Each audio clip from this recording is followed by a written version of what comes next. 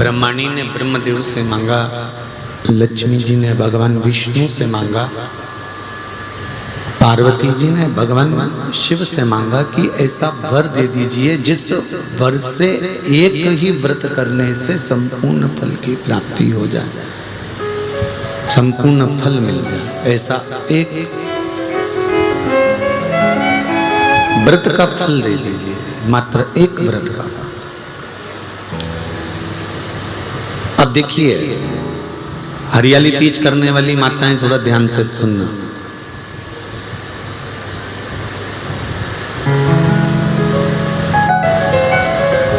हरियाली तीज जब माताएं करती हैं तो एक हरियाली तीज, एक गणगौर की तीज, ये दो तीज के व्रत ऐसे होते हैं जिसमें जब माताएं करती हैं तो उस समय पर उमा, ब्रह्माणी और लक्ष्मी, इन तीनों की आराधना का फल उसको केवल एक व्रत से प्राप्त हो जाता। अब देखिए दूसरा सातुड़ी तीज।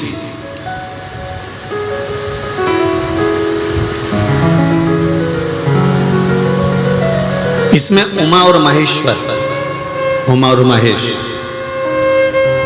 ब्रह्माणी और लक्ष्मी, इन चार के व्रत तप का फल एक साथ सातुड़ी तीज के दिन प्राप्त हो जाता। अब आती है हरतालिका तीज। आप लोग करते हो हरतालिका? यहाँ लोग करते कि नहीं करते? करते हैं यहाँ पे हरतालिका? कौन कौन करता है? जरा हाथ उठाओ तो जरा। अरे सभी करते हो, रखो रखो, बहुत बढ़िया, बहुत अच्छी बात। एक आती है हरतालिका तीज। इस तीज का व्रत माता पार्वती बेल वृक्ष के आनंद के साथ में फुलेरा बनाकर करती है, और जिसमें इस हरतालिका में माता पार्वती जी के जितने जन्म पहले हुए हैं, माता पार्वती का जन्म तो 52वें नंबर का, 52 नंबर पे माता पार्वती का जन्म है। इससे पहले तो माता के 51 जन्म पहले हो चुके हैं, 51 जन्म माता पार्वती का पहले हो चुके हैं। तो वो जितने जन्म माता पार्वती पूर्व में ले चुकी हैं, ब्रह्माणी जितनी बार ब्रह्मदेव के साथ में विराजमान हो चुकी हैं, इंद्राणी जितनी बार इंद्र के साथ विराजमान हो चुकी हैं, और लक्ष्मी चाहे वो राधा के रूप में हो, चाहे वो रुक्मिणी के रूप में हो, चाहे वो सतभामा के रूप में हो, चाहे वो यमुना के रूप में हो, चाहे वो गंगा के रूप में हो, जितनी बार माता लक्ष्मी ने रूप धारण करे हैं वो सब रूप में, और माता पार्वती अपने सारे रूप में, ब्रह्माणी अपने सारे रूप में, लक्ष्मी अपने सारे रूप में इस हरतालिका तीज के व्रत को करने के लिए आतुर रहती हैं। और इस व्रत को कर कर एक दिन में ही संपूर्ण विश्व का जितना तप है, साधना है, उपवास है, सबका फल एक साथ एकत्रित कर लेती हैं केवल एक व्रत में, हरतालिका तीज के। अब एक बात ध्यान से सुनिएगा, सारे व्रत, आपका अगर स्वास्थ्य खराब हो गया तो आप व्रत छोड़ सकते हो। जितने भी व्रत आप लोग कर रहे हैं पूर्व के, सोमवार, मंगलवार, एकादशी, छठ, पंचमी, चतुर्थी, अगर आपका स्वास्थ्य खराब है तो आप उस व्रत को छोड़ सकते हो, सारे व्रत को छोड़ सकते हो। पर तीज का जो व्रत होता है, हरतालिका जो व्रत होता है, ये व्रत एक बार लेने के बाद जब प्राण छूटते हैं तभी ये व्रत समाप्त होता है, अन्यथा बीच में ये व्रत समाप्त नहीं होता। ये व्रत समाप्त होता ही नहीं है। अगर शरीर से नहीं बनता कि अब हमारी अवस्था हो गई, अब शरीर से नहीं बन रहा है, तो भले एक पहर की पूजन कर कर, एक पहर का नियम धारण कर कर, एक पहर का स्मरण कर कर, एक पहर का पूजन व्रत धारण करो, और उसके बाद में भले आप थोड़ा सा जो भी आपको लेना है वो कर लो, पर इस व्रत को करना ही पड़ता है। इस व्रत का नियम ही यही है, इस व्रत की नियमता ही यही है। शिव महापुराण की कथा संपूर्ण जगत के कल्याण हेतु हिंगोली नगर में जो चल रही है, शिव कथा कर रही है। 24,000 श्लोक की ये शिव महापुराण की कथा है, जिसका एक शब्द भी हमारी जिंदगी में उतार सकते हैं। एक शब्द भी हम अपने जीवन में यदि उतारते हैं, एक शब्द को भी हम अपनी जिंदगी में उतारते हैं, तो हमारा जीवन सार्थक हो जाता है। एक शब्द भी अगर हमने अपनी जिंदगी में उतारा तो उसकी सार्थकता उत्पन्न हो जाती है, उसका आनंद उत्पन्न हो जाता है, उसका फल हमको मिलने लगता है। महाराज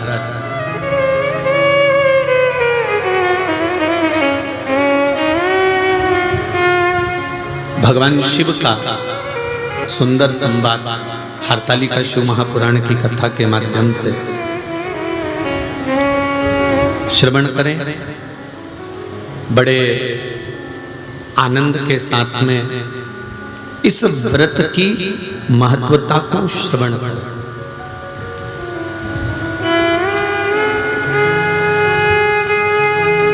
हरतालिका तीज का व्रत करने वाली नारी जब प्राण छोड़ती है तो उसकी क्या गति होती है, कहां वो जाती है, किस लोक में उसका स्थान होता है। हरतालिका तीज का व्रत जो नहीं करती और भूल से भी फुलेरा का दर्शन करना, फुलेरा जानते हो ना आप लोग, जिस दिन जहां हरतालिका तीज बनती है, केले के पत्ते के ऊपर जहां शिवलिंग बनता है उसके ऊपर जो फूल की मालाएं लटकाई जाती है या झूमर या पत्ते लटकाए जाते हैं, उसका मात्र दर्शन वो व्रत नहीं कर रही है, उसका उपवास नहीं है, उसकी व्रत नहीं है, उसने व्रत नहीं उठाया, उसने उपवास नहीं उठाया, ना उसने व्रत उठाया।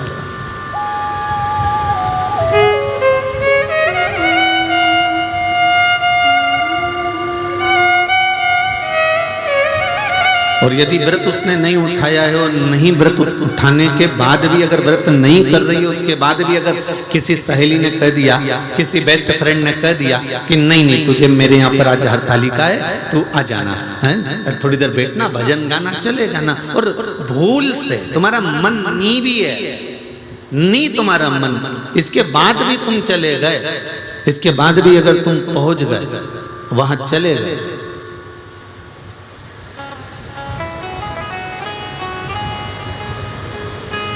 और केवल हरतालिका तीज के उस फुलेरे का दर्शन कर लिया, नहीं है व्रत, और उस फुलेरे का दर्शन कर लिया, तो महाराज शिव महापुराण की कथा, स्कंद पुराण की कथा बड़ा सुंदर वर्णन करती है कि हजारों हजार 16 सोमवार संकट सोमवार का जो पुण्य होता है, मात्र हरतालिका तीज के फुलेरे का दर्शन करके जीव को प्राप्त हो जाता है। केवल एक फुलेरे का दर्शन कर, शंभु शंभु, केवल एक फुलेरे का दर्शन कर कर प्राप्त हो जाता है।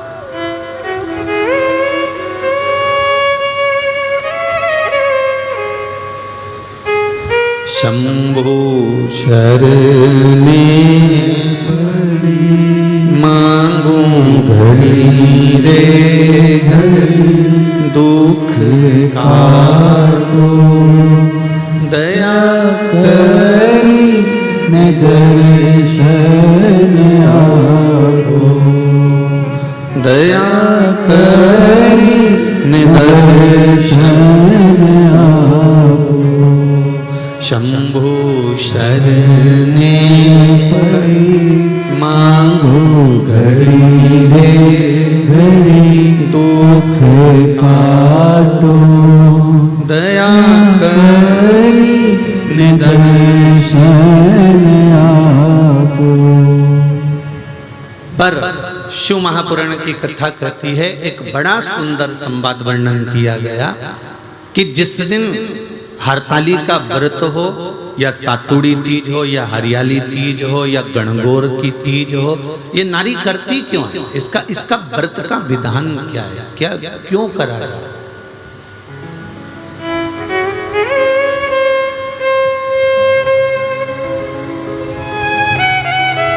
तो कहा ये अखंड सौभाग्य को देने के लिए करते। किस चीज के लिए है? जम के बोलो जरा। अखंड सौभाग्य के लिए। अब एक प्रश्न मन में खड़ा हो जाता है,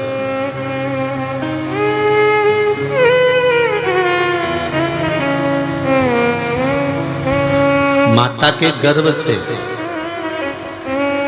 2 बच्चे भी जन्म लेते हैं ना, तो वो 1 मिनट 2 मिनट 5 मिनट के गैप से जन्म लेते हैं। बोलो सही है कि गलत है? जुड़वा बच्चों ने भी जन्म लिया तो एक साथ जन्म नहीं लिया, थोड़ा सा समय आगे पीछे हो गया।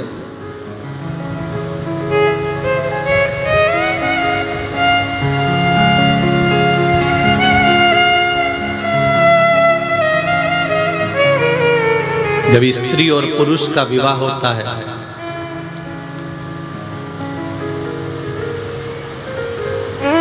जब वो विवाह के बंधन में बंधते हैं,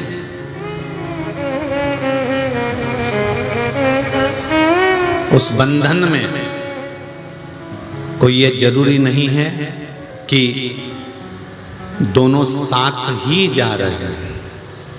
ध्यान देना, बहुत विशेषता का यह संवाद है। पर नारी की एक अभिलाषा रहती है, स्त्री की एक अभिलाषा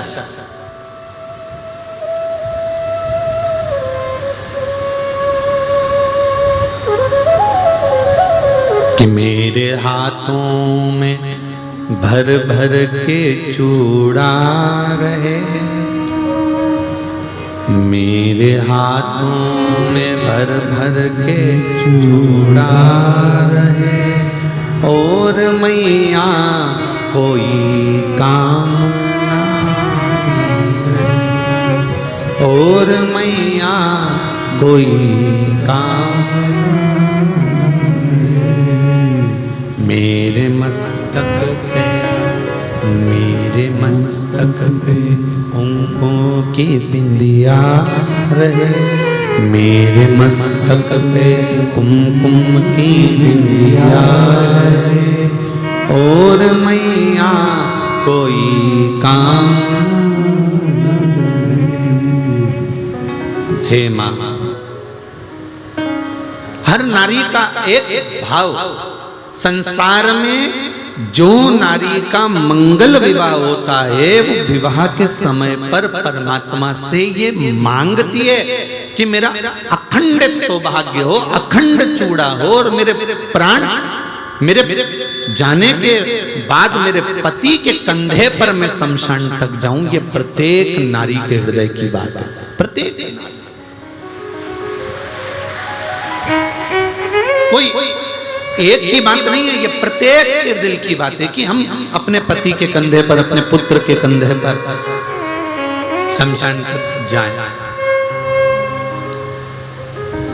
अब कई बार बड़ा दिक्कत खड़ी हो जाती है जब मान लो इतना तुमने भगवान से मांगा, इतना तप करा, इतनी साधना करी, इतना व्रत करा, इतना उपास करा, इतना नियम धारण करा, उसके बाद भी अगर कोई घटना हो जाती है, कोई जीव चला जाता है, तो स्त्री को यह सोचने में आता है कि मैंने तो भगवान की इतनी पूजन करी थी, इतनी अर्चना करी थी, इतना व्रत करा था, अब मुझे तो कुछ करना ही नहीं है, अब तो मैं करूंगी नहीं, अब तो मैं ये हरताली का व्रत भी मैं छोड़ दूंगी और ये हो जाएगा। पर शिव महापुराण का संवाद तो सुनो।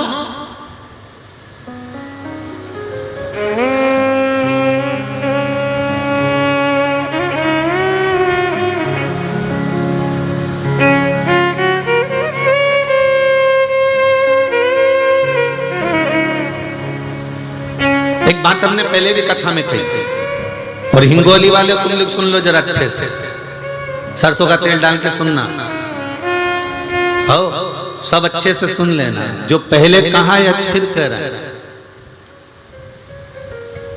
भगवान नहीं सुन रहा ना, फिर भी उसके मंदिर जाते रहो।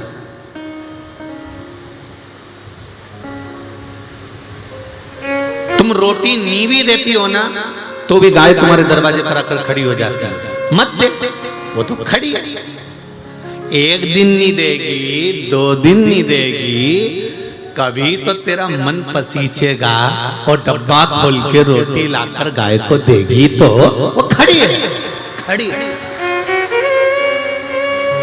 कभी तो मन पसीचेगा ना, कभी तो उसका मन करेगा, कभी तो उसके मन में आएगा, तो वो तो खड़ी है, तो खड़ी है। तुमने तो गई और लाके रोटी दे दी।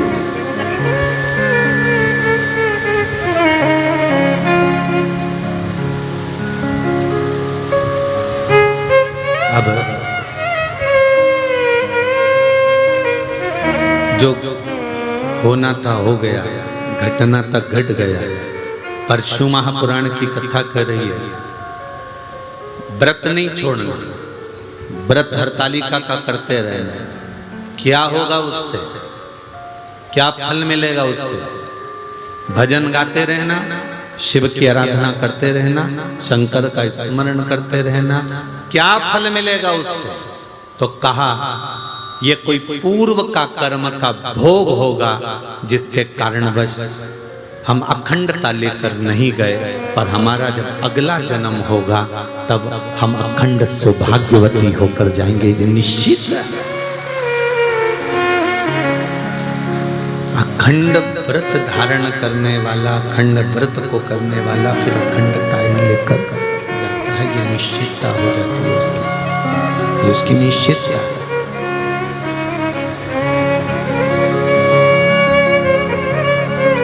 करते रहो व्रत, करते रहो साधना, करते रहो उपवास। मंदिर जाना मत छोड़ो, जाते रहो। शिव जी को 1 लोटा जल चढ़ाना मत छोड़ो, चढ़ाते रहो।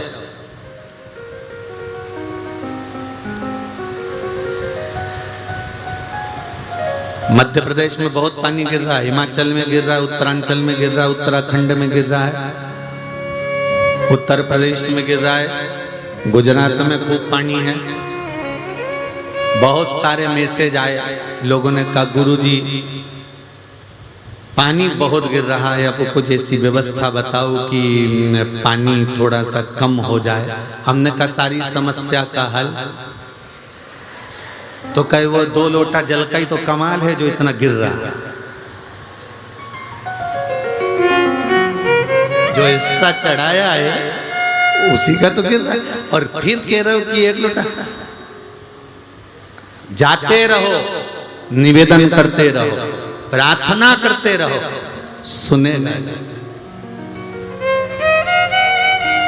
तुमने कहा जल चढ़ाने से जल बंद हो जाएगा क्या? हमने कहा तुमने दिल से मांगा कहाँ? पाँव में अगर कांटा चुभ जाता है तो कांटे को भी कांटे से ही निकाला जाता है।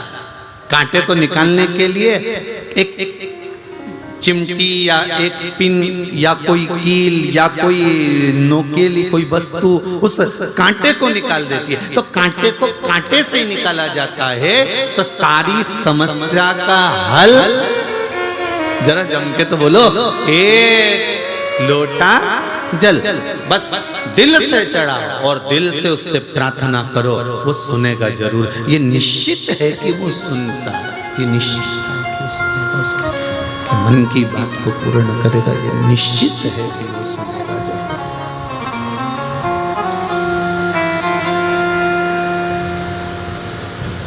सुनेगा वो, ये निश्चित है। महाराज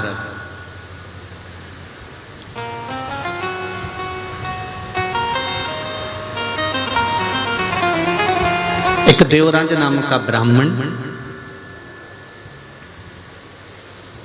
शिव महापुराण का प्रारंभ का महत्तम देवराज नाम के ब्राह्मण से प्रारंभ होता है, जिसने पूर्ण समय में कोई चोरी नहीं करी है, पूर्ण समय में कोई गलत काम नहीं किया। जिसने पूर्ण समय में कोई बेकार काम नहीं करा, केवल उसने अगर शंभु शंभु पूर्ण समय में उसने बेकार काम नहीं करा, पूर्ण समय में उसने चोरी नहीं करी, पूर्ण समय में उसने गलत काम नहीं किया। उसने गलत काम कब करा? जब वो एक वेश्या के चक्कर में पड़ गया।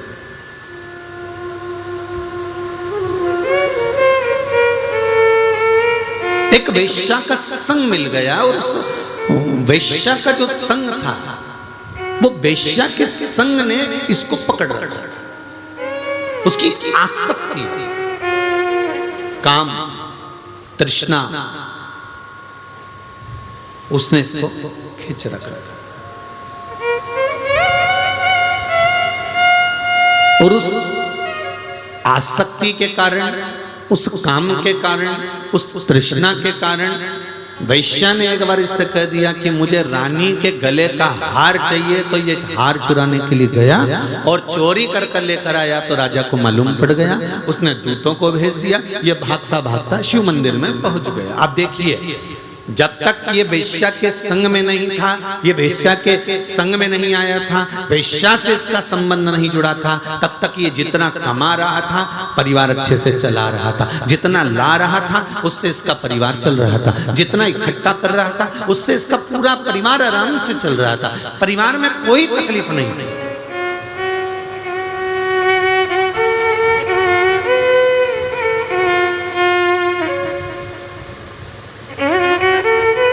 ये जितने भी आप हो, संसार के जितने लोग हैं जो शिव महापुराण की कथा सुन रहे हैं, बड़े ध्यान से सुनना। जब तक आप परिवार के प्रपंच में, गलत लोगों के प्रपंच में नहीं पड़ते, तब तक आपकी बहुत सारी कामनाएं या तमन्नाएं नहीं रहती। आप तो भगवान से जब छोटे रहते हो ना, तब भगवान से थोड़ा ही मांगते हो। बस एक छोटा सा घर हो, छोटा सा आनंद हो, भगवान की कृपा हो, मैं रोज मंदिर में पूजन करूं। जब तक माताएं कुंवारी रहती है ना, शादी नहीं होती, तो ये भगवान की पूजन भी करती है, सेवा भी करती है, अर्चना भी करती है। भगवान से तीज का व्रत करेगी तो बहुत अच्छे से करेगी। जब कुंवारी रहती है, बाकायदा मेहंदी भी लगाएगी, सूट भी पहनेगी, साड़ी भी पहनेगी, खूब सजेगी धजेगी। कुंवारी अवस्था में मंदिर भी जाएगी, पूजन भी करेगी, तीज का व्रत, चतुर्थी का व्रत, छठ का व्रत, पंचमी का व्रत, जो व्रत करती है कुंवारी अवस्था में वो सब बहुत अच्छे से करती है। जब शादी हो जाती है, बच्चे हो जाते हैं, परिवार के झंझट में जब माताएं पड़ जाती है, जो बेटी इतने आनंद में व्रत करती थी, जो बेटी इतने रात भर भजन गा गा कर व्रत करती थी, जब परिवार के चक्कर में पड़ जाती है, फिर तो मेहंदी अब मैं बाद में लगवा लूंगी, अब रहने दो, अब ऐसा करती हूँ, थोड़ी सी नाम की लगा लेती हूँ, थोड़ी सी नाम की लगा लेती हूँ। और थोड़ी सी नाम की लगा ली। फिर सास ने कहा, बेटा अभी तो तेरी शादी हुई है, 2-3 साल तो हुए शादी को, अच्छे से मेहंदी लगा, अच्छे से तीज का व्रत कर, अच्छी अच्छी साड़ी पहन, खूब तो घर में साड़ियाँ रखी है, एक से बढ़कर एक पहन। अरे मम्मी बस अब मुझसे बनता नहीं है। तो कहीं डोकरी हो गई, बनता नहीं है।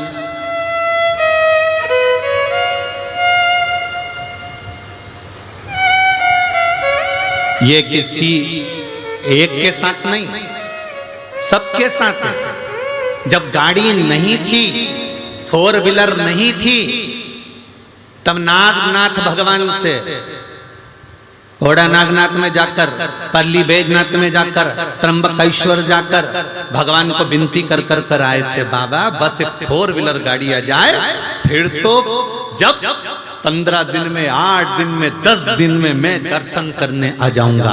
भगवान ने कहा चलो प्रैक्टिकल कर लेते हैं। भगवान ने इसको एक 4 व्हीलर गाड़ी दे दी। अब इतना मोजी राम हो गया, सब दूर जाने के लिए गाड़ी है, पर भगवान के धाम जाने के लिए गाड़ी कभी तैयार नहीं होती। जब तैयार करे तब कैंसिल। भगवान भी कह रहे थे, इसीलिए नहीं दे रहा था, इसीलिए नहीं दे रहा था। जब तक शादी नहीं हुई भगवान हरतालिका तीज का व्रत, मम्मी मैं सब तैयारी कर दूंगी। ऑफिस से आएगी, कुंवारी है, ऑफिस से आकर भी तैयारी कर लेगी, खूब आराम से श्रृंगार विंगार करेगी, खूब बड़े प्रेम से शादी नहीं हुई उससे पहले खूब तैयारी, ढोलक बजा बजा के भजन कीर्तन सब करेगी। आसपास में माताओं को भी खिलाएगी, भाभी आना, काकी आना, हमारे यहाँ तीज का व्रत है, हमारे यहाँ तीज का व्रत है, हमारे यहाँ हरतालिका तीज का व्रत है, हमारे यहाँ फुलेरा बनेगा, हमारे यहाँ शंकर जी की पूजन, सबको खिलाई। और शादी होने के बाद में अब 4 बार 5 बार सास कह रही है बेटा अब तो उठ जा, कर ले कुछ थोड़ा बहुत तैयारी कर ले पूजन की। अब तो ऐसा मन उचिष्ट हो गया कि वो कहते हैं ना कि भगवान, कई लोग हमसे कहते हैं कि गुरुजी आप इतना कहते हो कि भगवान का भजन करो, भगवान का भजन करो, तो भगवान प्रकट क्यों नहीं होते?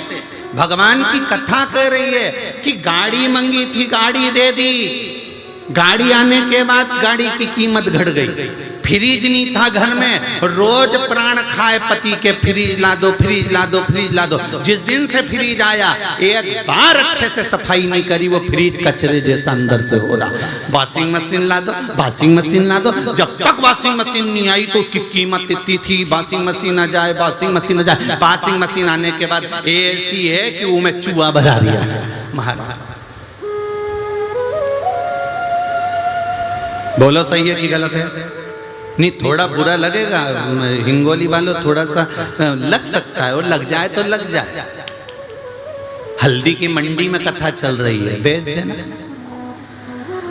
उसमें कौन सी दिक्कत है? तो उसमें टेंशन वेंशन नहीं लेना अपने को, अपन तो कथा कल मस्त। जब तक जो चीज नहीं मिलती उसकी कीमत होती है, जो चीज मिल जाती है उसकी कीमत खत्म हो जाती है। मकान छोटा था, बड़ा हो जाए, बस बड़ा हो जाए, बड़ा हो गया। हमेशा कहती थी छोटे से मकान में कहाँ तो कपड़े सुखाऊं, कहाँ जाऊं, छत बड़ी हो तो घूमने जाऊं। भगवान ने 2-3 मंजिल का मकान दे दिया। अब जिस दिन मुहूर्त हुआ था, पंडित जी ने एक बार ऊपर ले जाके पूजन कराई थी, 1-2 बार टेरिस गार्डन में घूमने गई थी। उसके बाद अभी तक नहीं मालूम कि ऊपर क्या क्या पड़ा हुआ है। उस दिन के बाद नी चढ़ी, और चढ़ी तो इतनी ऊपर चढ़ गई कि नीचे ही नहीं आई कभी, इतनी चढ़ी। बताओ,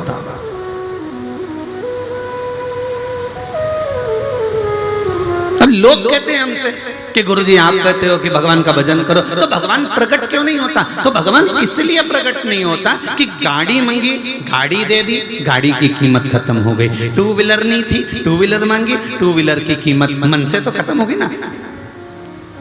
रानी हार था, नहीं था, रानी हार मंगवाया, बड़ा हार मंगवाया, चूड़ी मंगवाई, नहीं तो पीछा पकड़ के बैठी थी, ये मिल जाए, मिल जाए, मिल जाए, कितना अच्छा लग रहा है, एक बार तो दिला दो, और दिला दिया। फिर उसकी कोई कीमत नहीं है, वो पड़ा हुआ है, वो पड़ी हुई है, वो वॉशिंग मशीन, वो फ्रिज, वो मकान, वो गाड़ी, वो बंगला, सब पड़ा हुआ है। फिर कोई नई आसक्ति आ गई, अब ये चीज मिल जाए, वो चीज भी मिल जाती है, फिर उसकी आसक्ति खत्म हो जाती है। अब इसमें कोई मन नहीं है, इसमें कोई आनंद नहीं है। उसी तरह शिव महापुराण की कथा कहती है कि भगवान प्रकट क्यों नहीं होता?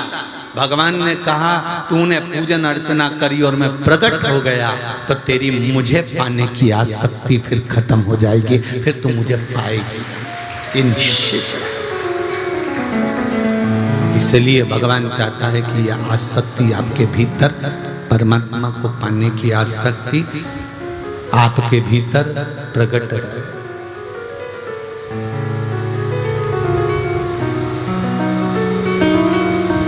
आपके भीतर प्रकट, इसीलिए कहा शिव अर्चना का सुख ही दूसरा।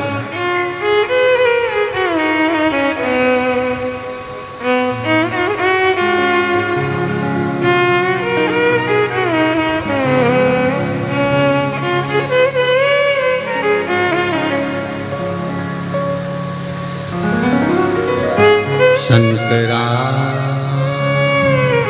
शंकरा गौरी गौरी शंकरा। हे शिव हे हे अविनाशी, हे शिव करुणा करने वाले, हे दाता। आप करुणा करिए। तो जो जिस भाव से भगवान को रिझाता है, जो जिस भाव से भगवान को कहता है, भगवान उस भाव से उसको मिलता है। भगवान प्रकट कभी नहीं होगा, भगवान तुम्हारे सामने आएगा कभी नहीं, पर ये निश्चित है कि तुम्हारा भगवान काम कर कर चले जाए। एक पत्र आया, देखिए।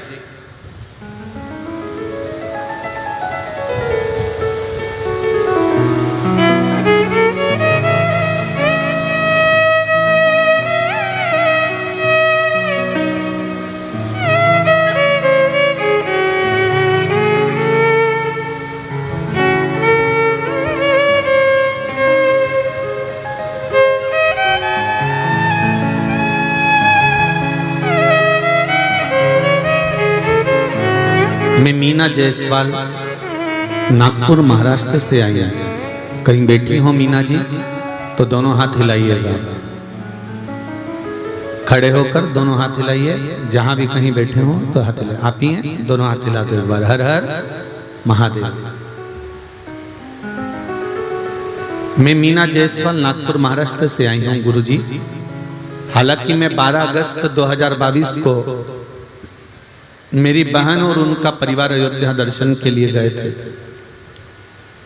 वहां से 14 अगस्त 2022 को हम नेपाल पशुपतिनाथ दर्शन को जाते समय रास्ते में मेरी बहन की तबीयत अचानक खराब हो गई और वो बेहोश हो गई। उसका शरीर ठंडा पड़ गया। तभी हमने रास्ते में एक छोटे से गांव में डॉक्टर को दिखाया और ऑक्सीमीटर से उसको चेक करा तो वो ब्लैंक आया। उसको शरीर में कुछ था ही नहीं, ऐसा लग रहा था कि वो समाप्त हो चुकी है। तब हमने वही ऑक्सीमीटर दूसरे को लगाकर देखा तो उसको मीटर चल रहा था। बहुत देर हो चुकी थी, शरीर ठंडा हो गया था।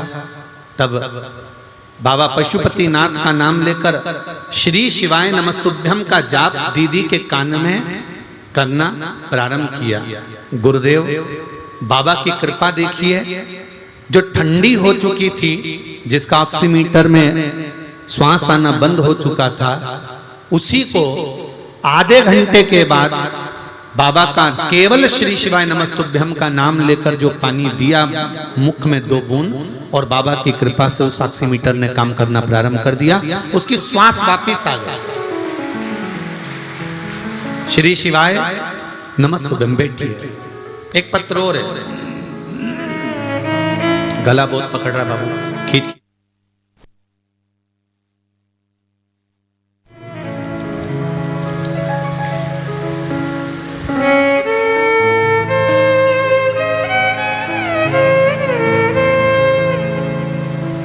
मैं बालाराम सिंह लक्ष्मण सिंह ठाकुर, मालेगांव बाजार, तहसील तेलारा, जिला अकोला, महाराष्ट्र से हूँ। कहीं बैठे हो तो हाथ हिलाइएगा। दोनों हाथ हिला दो। अच्छा ऊपर चढ़े हो कोई बात नहीं। राधे। श्री शिवाय नमस्तुभ्यम। गुरुजी, श्री शिवाय नमस्तुभ्यम मंत्र की क्या महत्वता है। मेरा पोता जिसका मैंने फोटो लगाया है, फोटो भी भेजा है उन्होंने, ये पोते का फोटो है।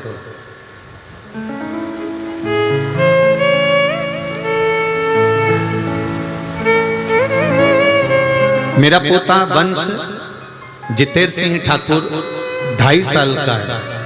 17 अगस्त 2021 को उसे डिप्थीरिया हार्ट सर्प नामक एक बीमारी होती है जो जानवरों में होती है।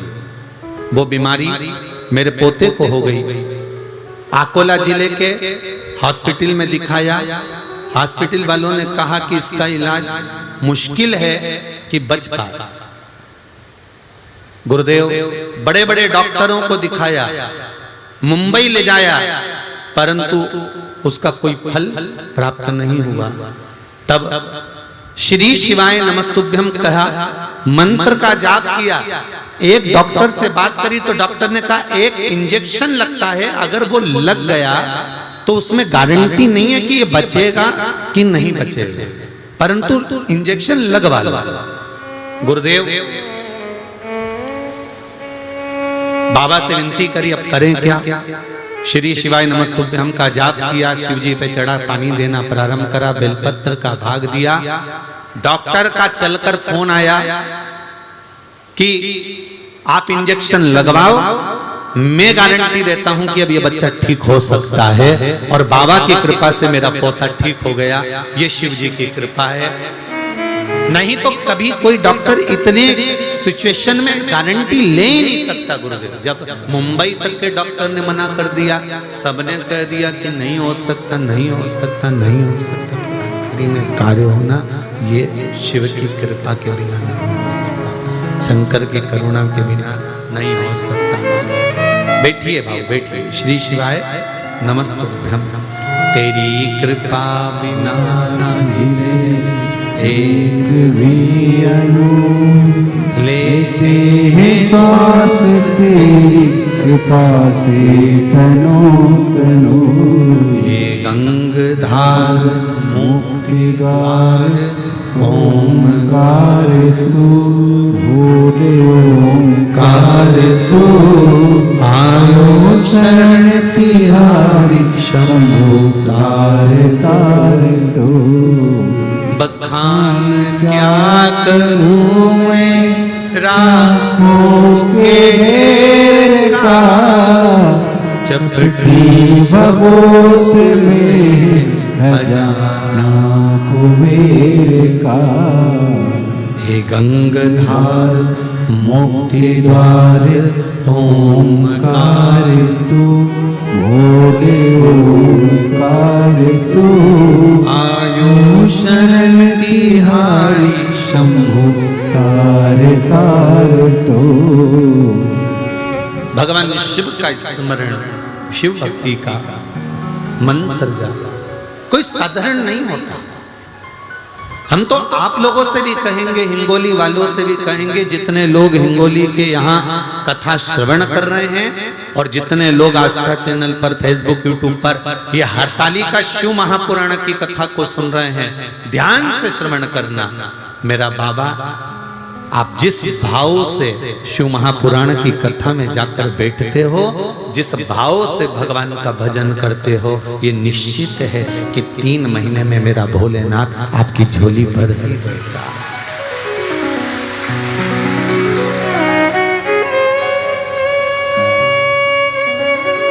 भोलेनाथ से निराला यहाँ तो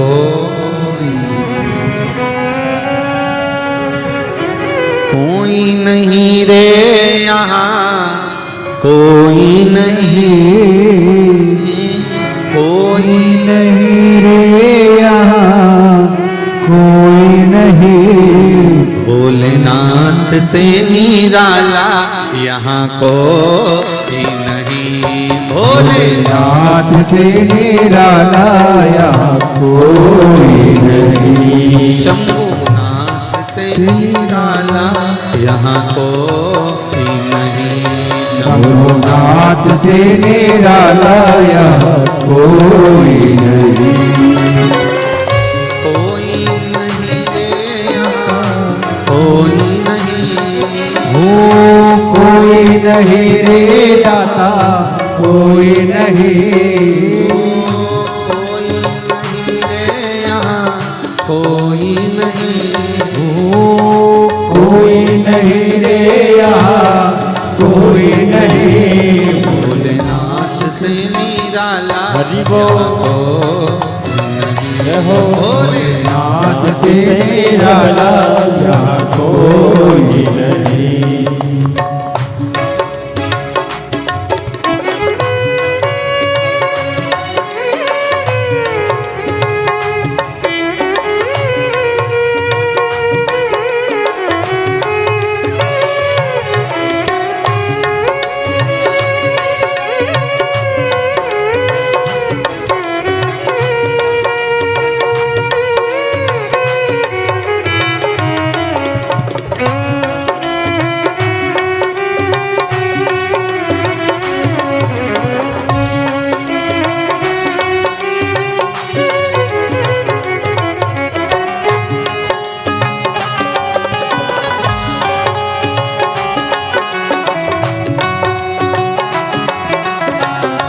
प्रभु प्रभु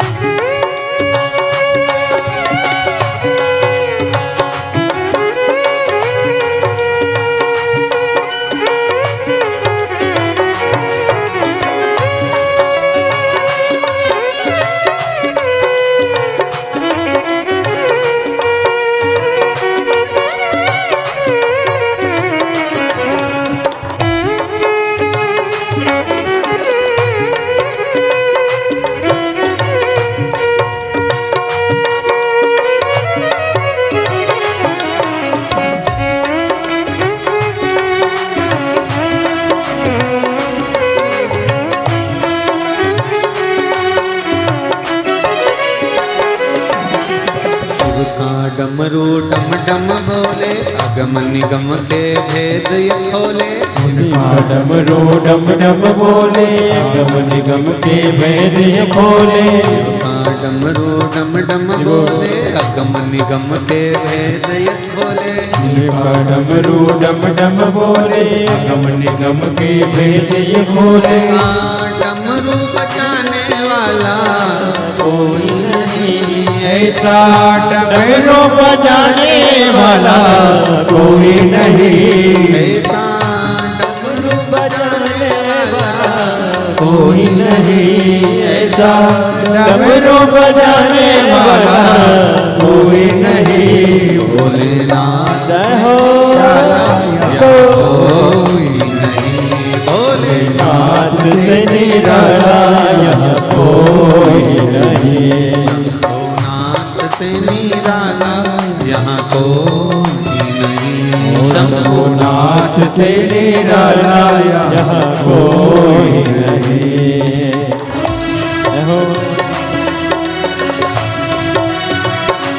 जय हो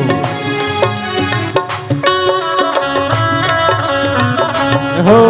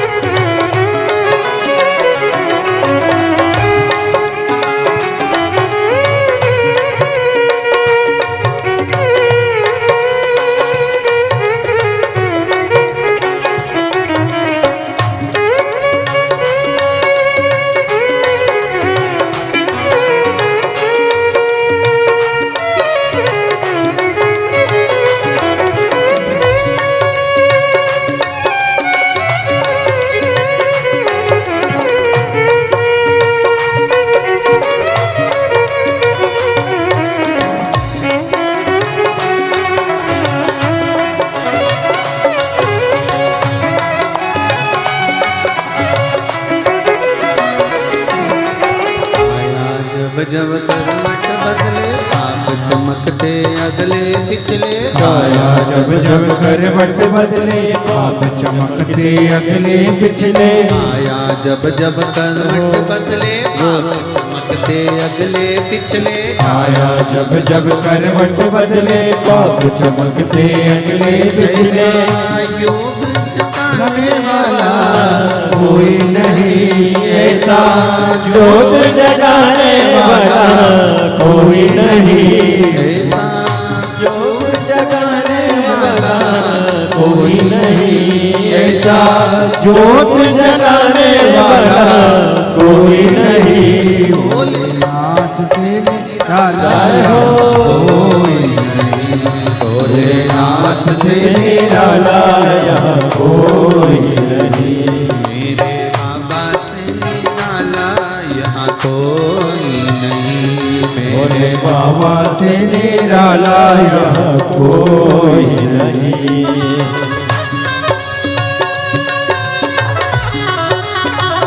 जय हो।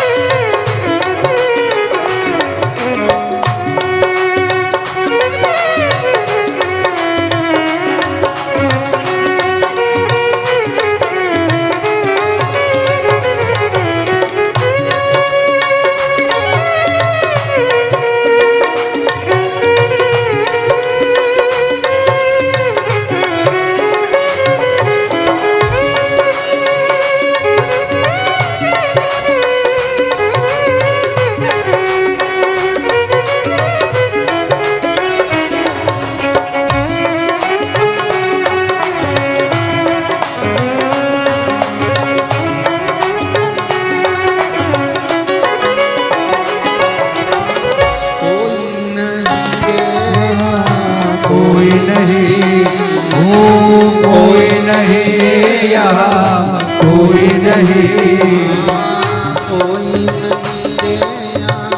कोई नहीं, कोई नहीं रे यहाँ, कोई नहीं।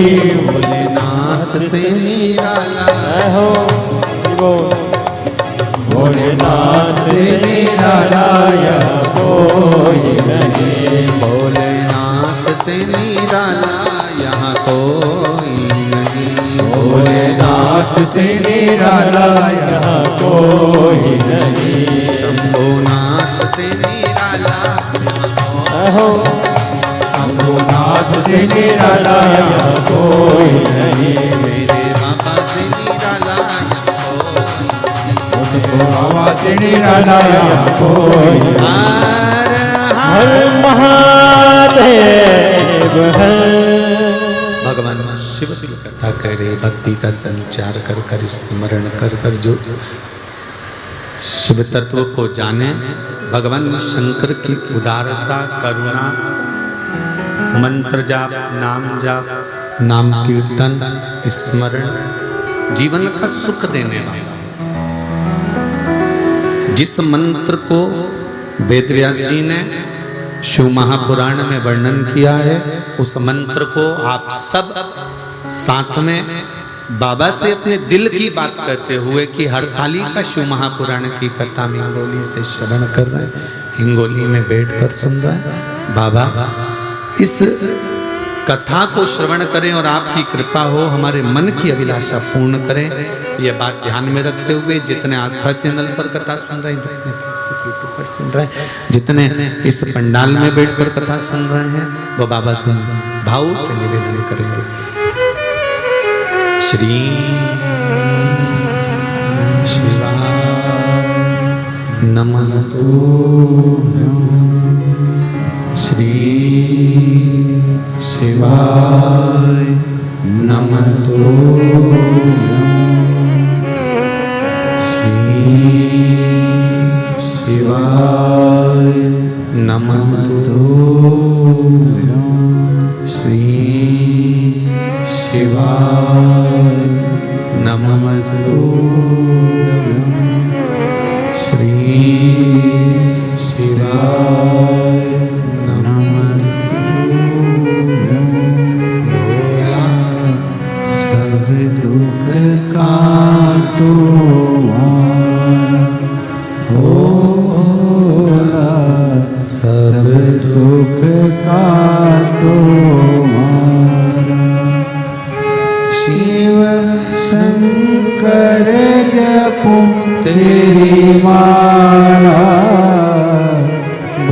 बोले बाबा जपूं तेरी माला, बोला सब दुख काटो मारा, ओ भोला सब दुख काटो मारा। शिव जी से मन के हृदय की बात कहकर भगवान शंकर से प्रार्थना करे, जो जीवन का सुख देने वाला, आनंद देने वाला वो देवाधिदेव महादेव है।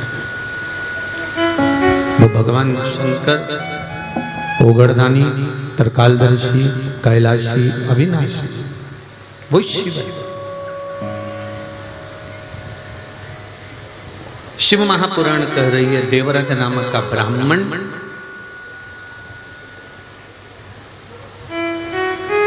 एक वैश्या का संग पाकर अपने जीवन को नष्ट कर। देखिए, चलते हुए जीवन में बहुत अच्छा चल रहा है, आपका बहुत अच्छा जीवन चल रहा है, बहुत बढ़िया आपकी कमाई हो रही है, बहुत बढ़िया दुकान चल रही है, बहुत बढ़िया गृहस्थी चल रही है, बहुत बढ़िया परिवार चल रहा है, बहुत बढ़िया कुटुंब चल रहा है, बहुत अच्छा सब काम हो रहा है, सब चीजें अच्छी चल रही है। पर उसके अंतर्गत कभी ऐसा योग बन जाता है, ऐसा क्रम हो जाता है कि हमारा करा धरा सब बेकार हो जाता है। हमारा जितना करा हुआ है वो सब पानी फिर जाएगा।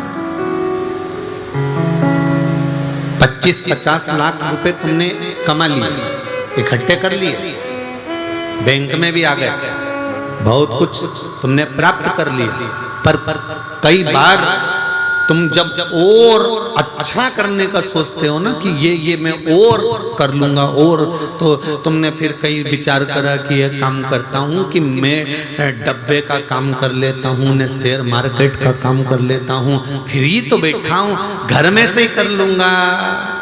और विचार करा था, परिवार वालों ने कहा मत कर, जो है भगवान की कृपा का है, भगवान ने दिया है, सब अच्छा चल रहा है, दाल रोटी भगवान दे रहा है ना, पेट भर कर दे रहा है ना। फिर वही वाली बात आ गई जो शिव महापुराण में वर्णन है कि पेट भरने की जवाबदारी मेरे देव अधिदेव महादेव ने ले रखी है, पेटी भरने की जवाबदारी नहीं लिखी, तुम्हारी पेटी भर, क्योंकि पेटी ना तुम जन्म के समय पर लेकर आए थे, ना पेटी तुम वापिस मरने के बाद लेकर जाओगे। हाँ, हिंगोली में ऐसा होता हो तो बात दूसरी है, पर हमने तो जहां तक सुना है कि मुट्ठी बांधे आया जग में, राधे हाथ पसारे जाएगा, और क्या तू लेकर आया जग में, क्या तू लेकर, ये मत बोलो क्या तू लेकर जाएगा, लेकर जाओगे। जो हिंगोली वालों, तुमने 7 दिन की शिव महापुराण की कथा इस हिंगोली नगर में श्रवण करी है, ये तुम्हारा पड़ोसी लेकर नहीं जाएगा, ये अपन अपने साथ लेकर जाएंगे, ये कोई दूसरा लेकर जाने वाला नहीं है।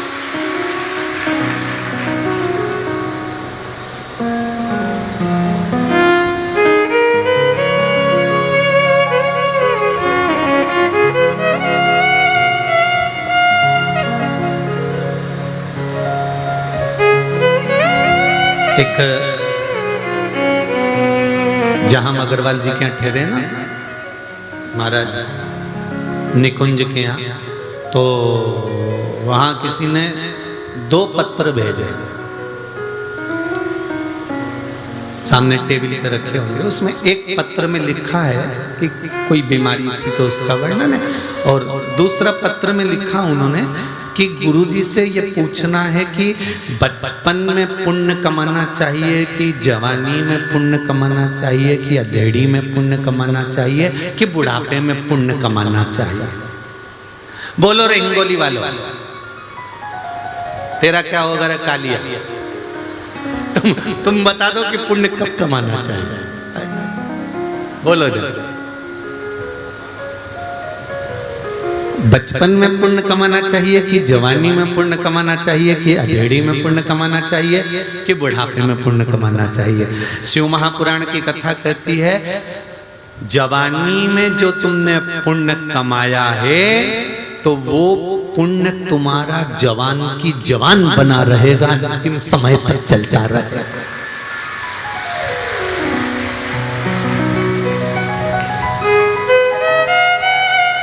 तो क्या हम संत बन जाएं, साधु बन जाएं, घर छोड़ दें, परिवार छोड़ दें कि कमाना छोड़ दें?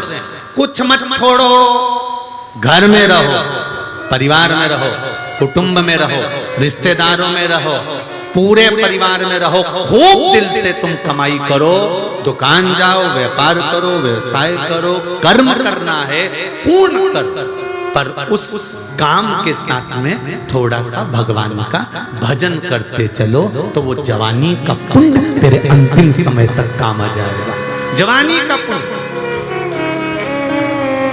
अब किसी के मन में आएगा कि गुरुजी तुम कैसे कह सकते हो कि जवानी का पुण्य अंतिम समय तक काम आएगा? तुम किस शर्त पर कर सकते हो? तो घर में जितनी बुजुर्ग माताएं हैं, घर में जितने बुजुर्ग भाई हैं, इनसे पूछ लेना, जवानी का खाया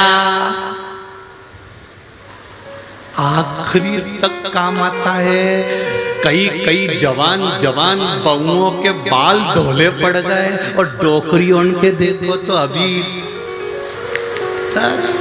अब इनने जो पूर्व समय का खाया, बोलो सही है कि गलत है? ये जितनी वारकरी संप्रदाय की जितनी यात्रा निकलती है ना पांडुरंगा विठल के नाथ जाने के लिए, जितनी भी मेरुल निकले, जितनी यात्रा निकले, इसमें जवान माताएं या युवान बहन भाई तो बहुत कम रहते हैं, सब डोकरी रहे। तो कई लोग इनको देख के आश्चर्य करते हैं कि बताओ 75 साल की, 50 साल की, 40, अभी कथा थी परली बैजनाथ में, एक 75 साल की माँ 7 दिन तक एक जगह पर खड़े होकर कथा सुनती रही। आपने टीवी पर भी देखा होगा उसका। 75 वर्ष की आई, तो मन में ये भाव आता है कि ये इतनी एनर्जी लाती कहां से? कई बहुओं के मन में टेंशन रहता है, मेरी तो अभी 32 साल की उम्र है, 42 साल की है, हमारी सासू तो 70 साल की, तो भी पूरा के पूरा काम कर ले, उसकी आंख से बीन ले, उसकी आंखें भगवान ने ऐसी बना के भेजी है, भगवान जाने मेरी सास की आंख जरा सी देर में देख ले कि क्या गड़बड़ है, तुरंत इतनी एनर्जी कहां से आई? तो के ये साधारण नहीं है, जो घी पहले खाया है वो बुढ़ापे में दिख रहा है, बुढ़ापे में दिख रहा है। तो यही शिव महापुराण की कथा कहती है कि बचपन का पुण्य, जवानी का पुण्य, अधेड़ी का पुण्य कि बुढ़ापे का पुण्य, कहाँ का पुण्य काम आएगा? तो कहा जवानी में परिवार के साथ रहो, कुटुंब के साथ रहो, बच्चों के साथ रहो, पत्नी कुटुंब परिवार के साथ में रहो, और उनके साथ रहते रहते भगवान का भजन करते चलो, तो ये अंत समय तक काम आएगा। जो किया वो अंतिम बिंदु तक काम। अब कई लोग चतुर लोग बैठे रहते हैं, अभी कोई उम्र है, अभी कोई उम्र है, बचपन जवानी कोई उम्र है, अधेड़ी तो कमाने की उम्र है। भजन की उम्र आएगी जब हम शिथिल हो जाएंगे, जब शिथिल हो जाएंगे, बुढ़े हो जाएंगे, तब भजन की उम्र आएगी। तो शिथिल तुम्हारी उम्र हो जाएगी तो पुण्य भी तो शिथिल हो जाएगा, पुण्य भी तो बुढ़ा होगा, पुण्य भी तो शिथिल होगा। तो जवानी में किया गया पुण्य का फल जो मिलता है, उसका फल कोई काट नहीं सकता। इसलिए मेरा निवेदन है, बहुओं से भी है, बच्चों से भी है, और जितने जितने पंडाल में शायद ऐसे और भी पंडाल और लगे हैं, कितने लगा? हाँ, तो जितने लोग उस पंडाल में बैठे हैं और जितने लोग सोने की सीढ़ी पे चढ़ के बैठे हैं, सब ध्यान से सुन ले अच्छे से।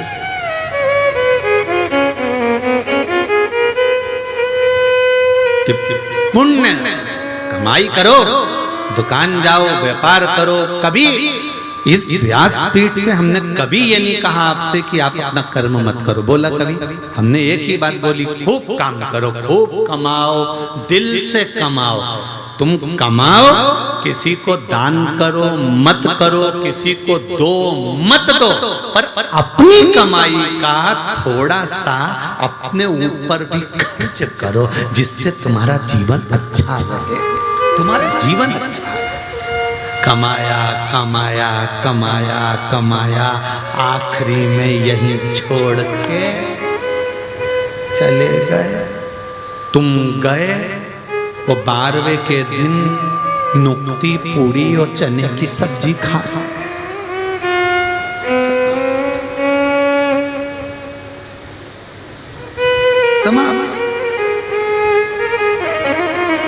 एक छोटा सा बच्चा अपनी दादी से बोला, ओ दादी, ओ दादी। दादी बोली क्या है? अपने पड़ोस में वो मुन्ना रहता है ना, मुन्ना, हाँ, उसके यहाँ पर आज नुक्ती का रायता बना है, बूंदी का रायता, नुक्ती का रायता, और बूंदी बनी है, नुक्ती पूड़ी बनी है, चना की सब्जी बनी है। दादी उसके यहाँ पर सब कुछ बना है, मालूम है? इतने में दादी बोली, बेटा उसकी यहाँ तो आज बनेगा, क्योंकि उसकी दादी का आज 12वां है। इतने में बच्चा दादी का गाल पकड़कर बोला, अपने घर कब बनेगा? दादी ने एक घर के दिया, मेरे को मारने की प्लानिंग कर रहा, मुझे मारना चाहता।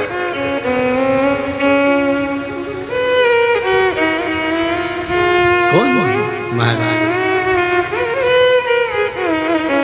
झूठा है संसार हमने देख लिया, सब मतलब के यार हमने देख लिया। झूठे नाते झूठे रिश्ते, झूठे नाते झूठे रिश्ते, झूठा है संसार हमने देख लिया।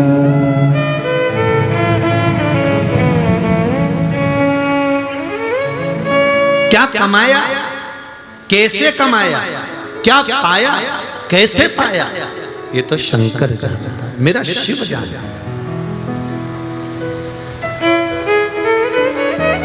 पूरी हल्दी की मंडी, कपास की मंडी, हिंगोली की दुल्हन जैसी सजी है। शायद पहले सजी की नहीं सजी, पर इतनी जोरदार सजी है।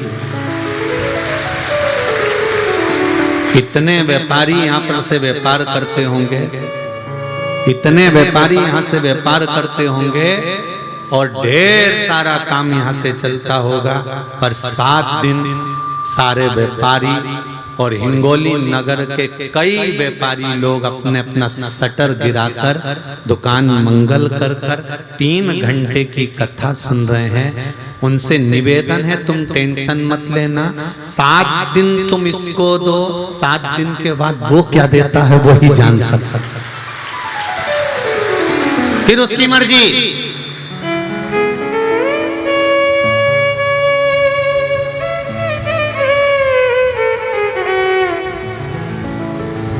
उसकी कृपा क्या होती है, उसकी दया क्या होती है, उसकी उदारता क्या होती है, ये वही जानता है।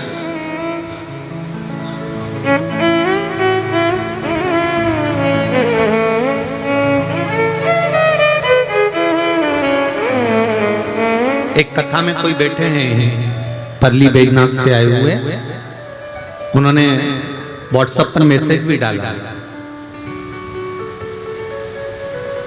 कि जिस लड़के ने 32 बार इंटरव्यू दिया था, और जो लड़का इंटरव्यू में नौकरी लग नहीं रही थी, पास नहीं हो रहा था, गुरुजी आपने कहा था कि कथा सुन लो परली बैजनाथ में। हमने टीवी पर सुनी, और फिर परली बैजनाथ की जमीन पर जब आप आए और हमने कथा सुनी, उसी बच्चे के लिए सुनी थी गुरुजी। आप गए और बेटे का पैकेज 84 लाख का आ गया, और बेटे का जॉब लग गया। अगर आप लोग जुड़े होंगे तो आप लोगों को मालूम होगा कि उन ग्रुपों में, जो महाराष्ट्र के ग्रुप है, उस पर मैसेज चल रहा है। और ये तो अभी पहला है, अभी परली बैजनाथ से अभी तो रिजल्ट आना चालू हुए हैं, अभी 3 महीने नहीं। और आपसे भी निवेदन है, दिल से सुनना शिव महापुराण की कथा। जो आस और विश्वास लेकर सुनोगे दिल लेकर श्रवण करोगे, हृदय से सुनोगे, वो क्या देता है वही जान सकता है। उसका कोई बखान नहीं कर सकता, उसका कोई बखान नहीं। महाराज, हम भगवान को गिनकर ना दें और भगवान से हम गिनकर ना लें, हम तो केवल अपना कर्म करें। हमारे मन में यह भी बात नहीं आना चाहिए कि हमने एक शिव महापुराण की कथा सुनी, 2 सुनी कि 3 सुनी कि 4 सुनी। हम तो भगवान का भजन कितना कर सकते हैं। वो कहते ना, एक ग्वालन दूध बेचती है, दूध का व्यापार करती है, मटकी में दूध भरा, डब्बे में दूध लिया, बेचने चली जाती।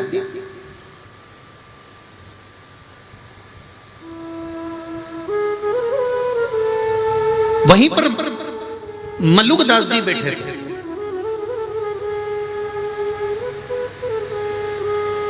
और मल्लुकदास जी ने उस ग्वालन को देखा कि वो रोज दूध बेचने जाती है और अलग से 1 लोटा दूध निकालकर 1 लोटा पानी मिला देती है वह दूध के डब्बे में।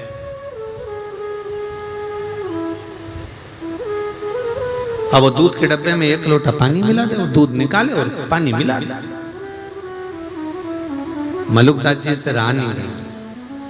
15 दिन, 20 दिन, 1 महीना, 2 महीना देखा और एक दिन उन्होंने उसको बोल दिया, ए ग्वालन, अरे ए ग्वालन। ग्वालन बोली, हाँ महाराज। बोलो बाबा, ये तू क्या करती है? 1 लोटा दूध निकाल कर उसमें 1 लोटा पानी मिला देती है, क्या करती हो तुम ये? ग्वालन कहती है, बाबा मैं पास के गांव में दूध बेचने जाती हूँ, उसी गांव में मेरा मंगेतर रहता है जिससे मेरी सगाई हुई है। ये अच्छा वाला जो दूध है ना, 1 लोटा मैं उसको दिया था।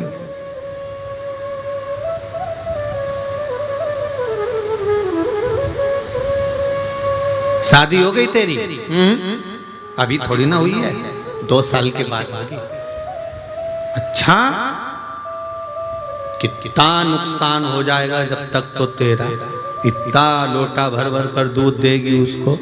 अरे बाबा, जब पूरा जीवन ही उसको देना है और जब उससे दिल लगा लिया है तो 1 लोटा दूध में क्या जाए, क्या हिसाब देखना कि कितना गया कितना आया, अपने को नहीं देखना, अपन को तो दे देना। मल्लुकदास जी को वो बात दिमाग में बैठ गई कि मैं 24 घंटे माला जपता रहता हूँ 108 मनके की, उससे प्रेम किया और मनकों में गिन रहा हूँ कि इतनी हो गई, इतनी हो गई, इतनी हो गई, और इसने प्रेम किया और आज तक हिसाब नहीं कर रही कि कितना लोटा दूध दिया, कितना। मल्लुकदास कहते हैं, मैं बाबा, मैं संत, मैं साधु, मैं सन्यासी, मैं तपस्वी, मैं साधक, मैं उपासक, मैं गिन रहा हूं कि भगवान को कितने भजन कर लिया, कितना जाप कर लिया, कितनी बार कथा सुन ली, कितना दान दे दिया, कितना पुण्य कर दिया, कितना सत्कर्म कर दिया, कितनी बार मैंने ब्राह्मण का भोजन कराया, कितनी बार मैंने ये दान दिया, कितनी बार मैंने वो दान दिया, मैंने कितनी बार गौदान करा, मैंने कितनी बार अन्नदान करा। हम हिसाब लगा कर बैठे हैं कि हमने इतनी बार ये कर लिया, मैंने तो इतने सोमवार के व्रत करे, मैंने तो इतना मंगलवार करा, मैंने तो इतना तीज का व्रत करा, मैंने तो इतना चतुर्थी का व्रत करा। हम हिसाब जोड़कर बैठते हैं और परमात्मा को देने में शिव महापुराण की कथा कहती है, कभी हिसाब मत जोड़ो कि भगवान का भजन कथा कितनी सुनी है, कितना करा है। जब तुम्हारा भजन का हिसाब रखेगा तो वो त्रिकालदर्शी, कैलाशी, अविनाशी मेरा शंकर रखेगा, और उस हिसाब के बल पर क्या देता है ये उसके ऊपर है। हमें हिसाब नहीं रखना कि हम क्या रखा, कितना दिया, कितना करा।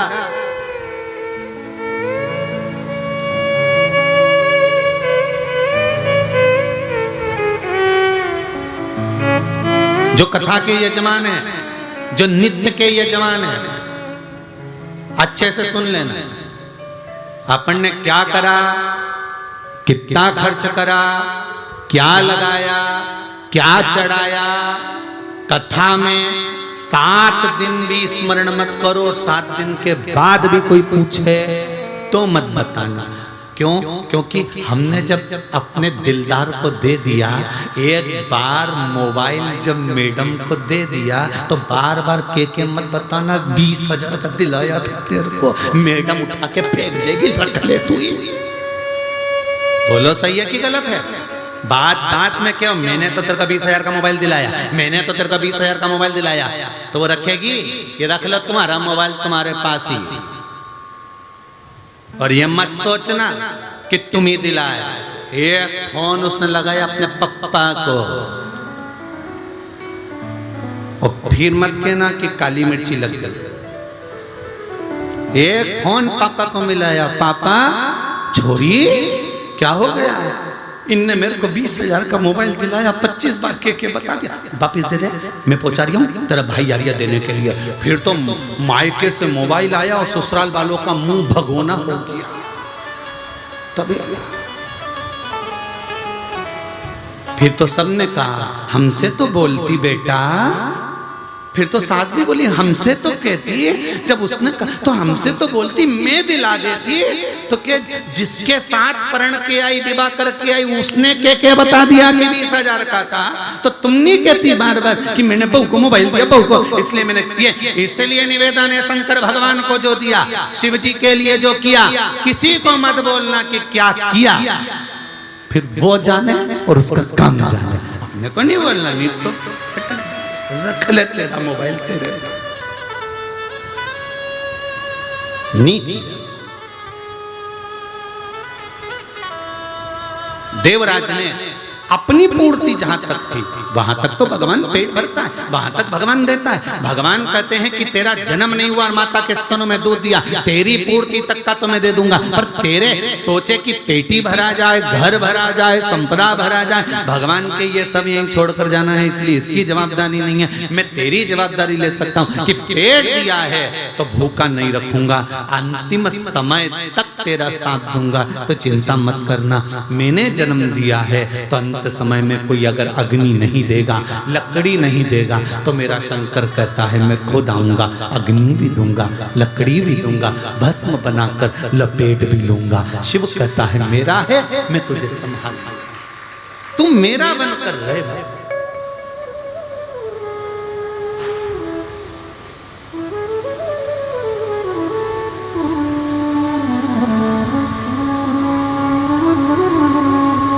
भगवान को आपसे कुछ नहीं चाहिए,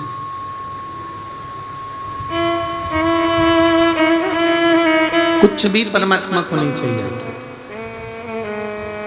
महाराज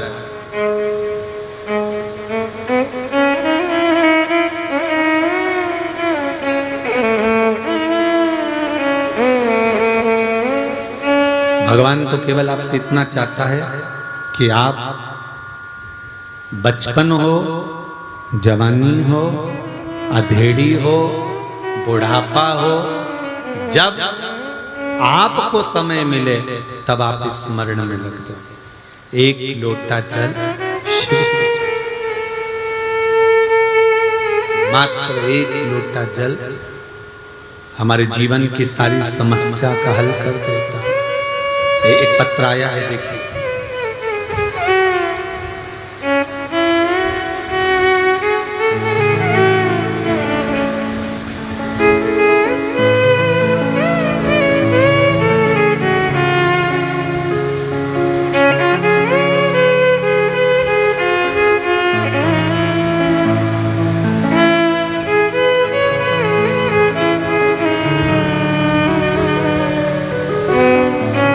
मेरा नाम फूला शर्मा है, मैं वाशिम जिले से हूँ।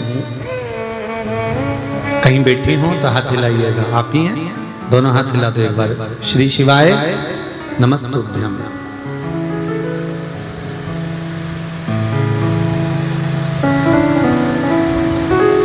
मैं वाशिम जिले से हूँ।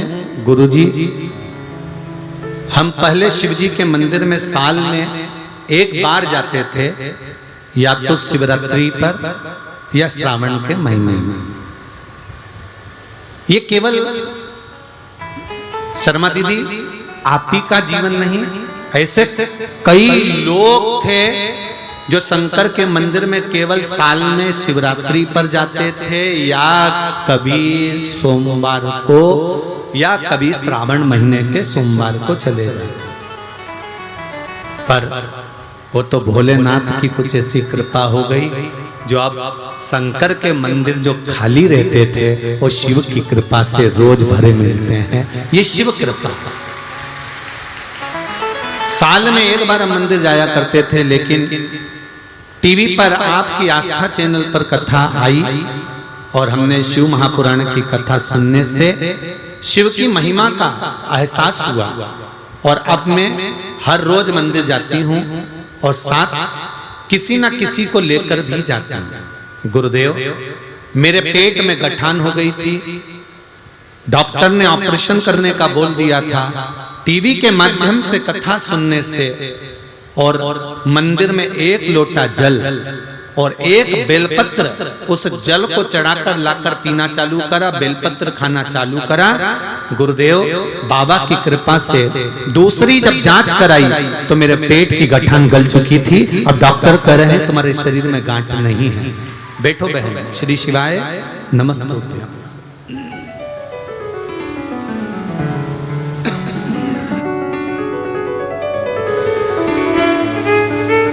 शिव कृपा किसको कहते हैं? शंकर की उदारता किसको कहते हैं? शंकर की करुणा किसको कहते हैं? अब दिल से पुकारे। एक पत्र और है, देखिए।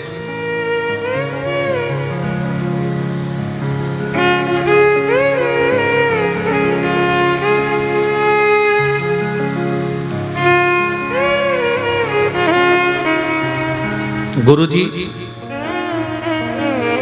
मैं सो कल्पना श्रीकांत सुक्ते मानवत जिला परभणी से आया। कहीं बैठी हो तो हाथ हिलाइएगा। आप ही हैं? श्री शिवाय नमस्तुभ्यं। दोनों बच्चे साथ लाए हो, बधाई आपको बहुत बहुत। बाबा देवाधिदेव महादेव का प्रसाद आपके घर आया और बाबा की कृपा हुई। 2007 में मेरी शादी हुई थी गुरुदेव। मुझे एक लड़का हुआ था जिसको फिट की प्रॉब्लम थी। डॉक्टरों के पास दिखाया तो डॉक्टर बोले उसको मुंबई ले जाओ। मुंबई ले जाते समय मेरा लड़का शांत हो गया। मुझे दूसरा लड़का हुआ तो उसे भी डॉक्टरों ने यही फिट की प्रॉब्लम बताई और मुंबई के एम हॉस्पिटल में उसकी ब्लड की जांच की शुरुआत करी। उसका खर्चा लाखों का था, फिर भी हम पीछे नहीं हटे, लेकिन सारी जांचें कराए और 2 साल का लड़का भी शांत हो गया। गुरुजी, एक भी बच्चा मेरी गोदी में नहीं था। 10 साल के बाद जब शिव महापुराण की कथा आपके माध्यम से सुनी, तब फिर बाबा से विनती कर कर डॉक्टरों ने कह दिया था कि तुम्हें जो भी संतान होगी वो ऐसी ही होगी, या तो विकलांग या फिट वाली। गुरुदेव, आंवले के नोमी का उपाय पशुपति व्रत किया, बाबा से विनती करी, बाबा अब संतान को 10 साल हो गए, गर्भ भी नहीं ठहर रहा, आप कृपा करें बाबा और मुझे संतान दें। बाबा की कृपा से मेरे गर्भ से 2 संतान हुई, एक लड़का और एक लड़की, और दोनों बाबा की कृपा से सारे डॉक्टरों को जांच करा ली, दोनों स्वस्थ हैं। और उन दोनों बच्चों को लेकर हम धूप दिलाने कथा में आए हैं। दोनों बच्चों को बहुत बहुत भाव से ले आओ, जरा एक बार ले आओ, ले आओ, ले आओ, जल्दी ले आओ।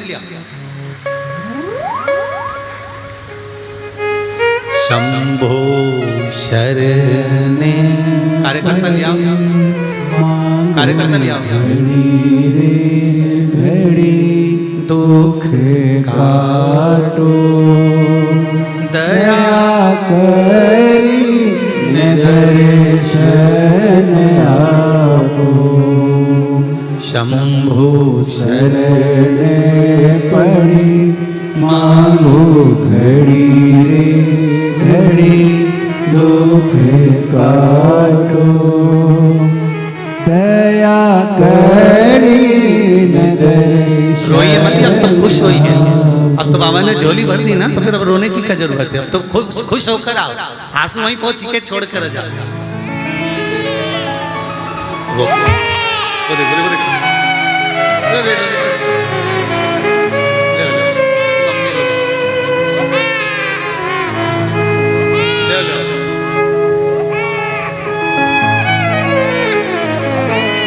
उसकी मम्मी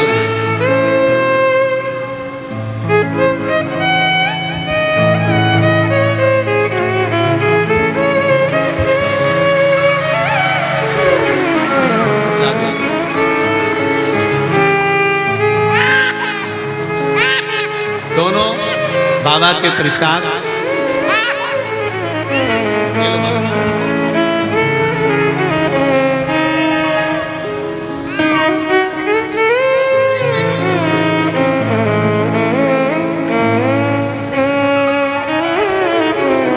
यही बेलपत्र निकालना। बहुत बहुत बधाई, एक बार जोरदार ताली बजाकर बधाई दो। शिव प्रसाद, भगवान शंकर की करुणा ऐसी ही बनी रहे। शिव तत्व है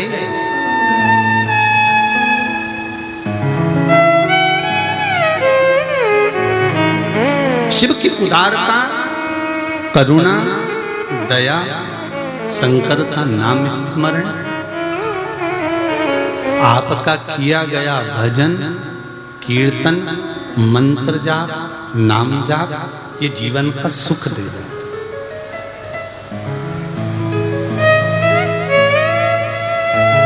अब दिल से बोलो उसको, आप दिल से पुकारो उसको, दिल से सुनता है।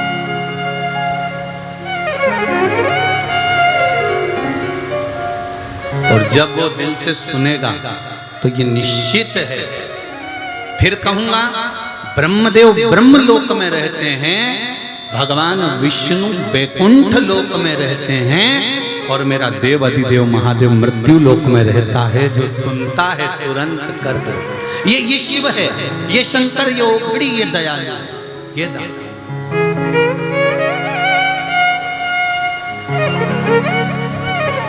उसकी उदारता इतनी, उसकी करुणा इतनी। महाराज देवराज नामक का ब्राह्मण एक वैश्या का संग पकड़कर अपने जीवन को नरक बना लिया। कभी कभी ऐसा योग बन जाता है, कभी कभी ऐसा समय आ जाता है कि हमारी चलती हुई अच्छी गाड़ी, हमारा चलता हुआ अच्छा समय, हमारा चलता हुआ अच्छा जीवन किसी थोड़े से लोभ में, काम में, आसक्ति में, तृष्णा में, वासना में फंसकर नरक हो।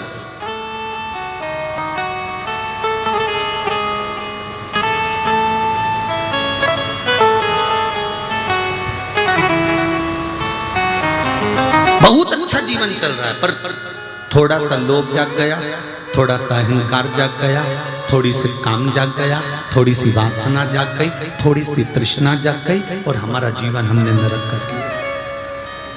हमने अपना जीवन पूरा नरक कर लिया, उसमें हमने कोई सुख भोगा ही नहीं। फिर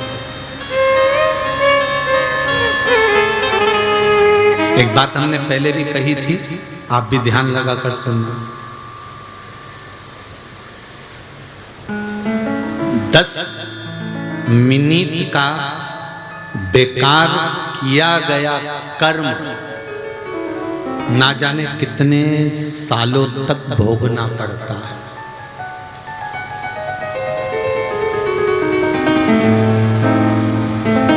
कितने सालों?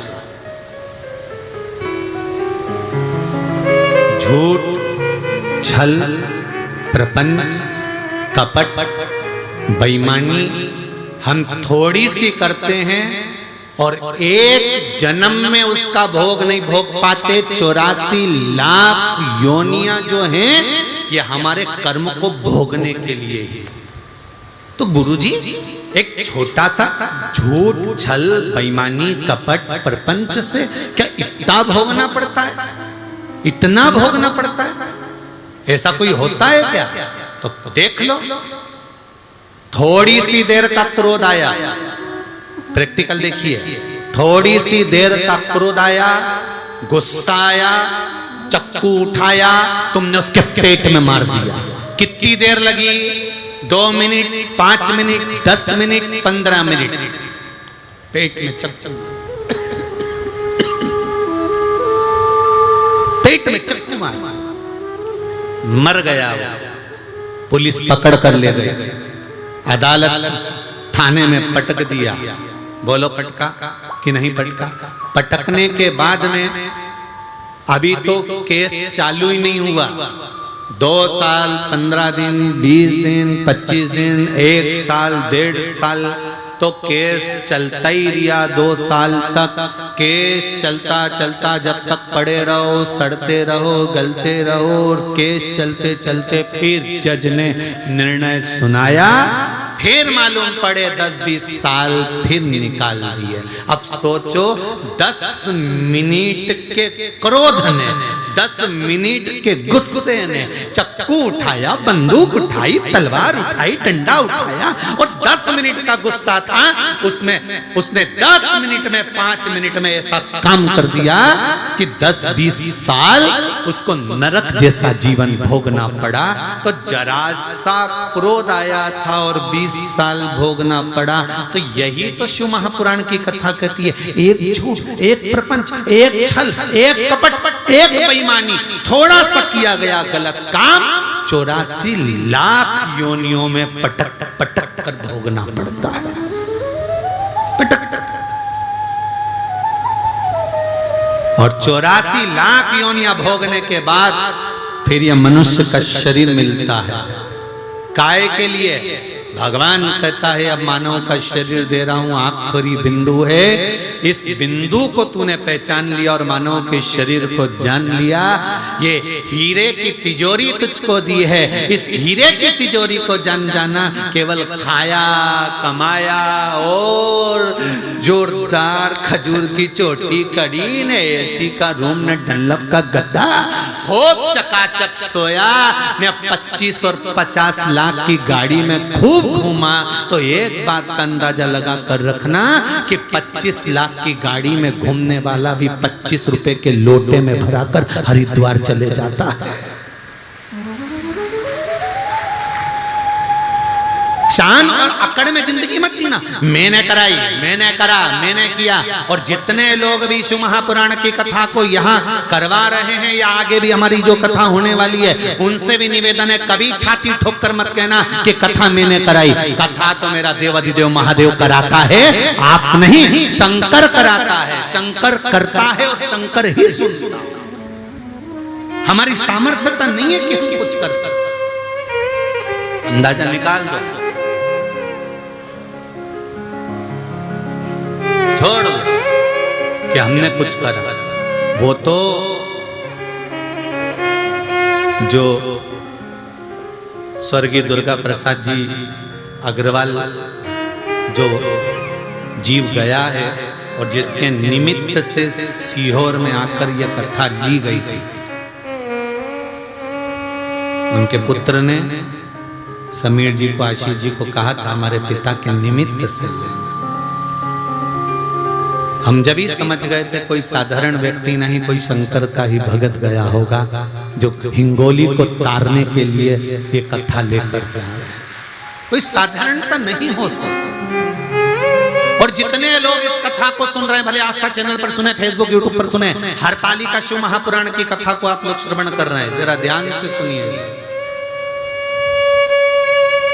ध्यान से स्मरण करिए। और जितने लोग यहाँ बैठकर सुन रहे हैं, दिल लगाकर सुनना, बार बार नहीं मिलती शिव महापुराण की कथा, बार बार नहीं मिलती। इतने सालों के बाद महाराष्ट्र को 2 कथा मिली है और इसके बाद फिर 1-2 साल के बाद नंबर लगेगा, क्योंकि कथा इतनी रहती है कि समय मिलना भारी। कहीं शिव की कृपा से एक परली बैजनाथ और दूसरी हम तो कहेंगे हिंगोली नहीं, नागनाथ भगवान को कराना थी। उनने कहा मैं काय को खाली रही हूँ, तो उनने करा दी। हम तो यही समझेंगे क्यों नागनाथ सुन रहे हैं। वो परली बैजनाथ में हुई थी तो इनने उधर इशारा कर दिया। जैसे ट्रस्टी होने रहते ना, मंदिर के ट्रस्टी, परली के ट्रस्टी और नागनाथ के ट्रस्टी उधर से उन्होंने फोन करके बोल दिया होगा कि ऐसी ऐसी बात है और दर्शन कराना है, महाराज आ रहे हैं। तो आपस में बैद्यनाथ और नागनाथ की भी बात हो गई होगी, निकला है महाराज। परली में कथा हो गई है तो हिंगोली भी हो जाए। तो बाबा की कृपा थी और कहीं शिव की कृपा होती है तब जाकर ये शिव महापुराण की कथा मिली। ये उसकी करुणा, कोई कह रहा नहीं।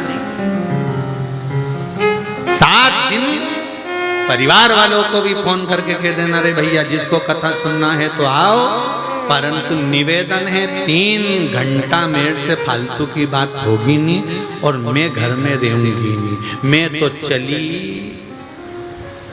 हिंगोली की मंडी।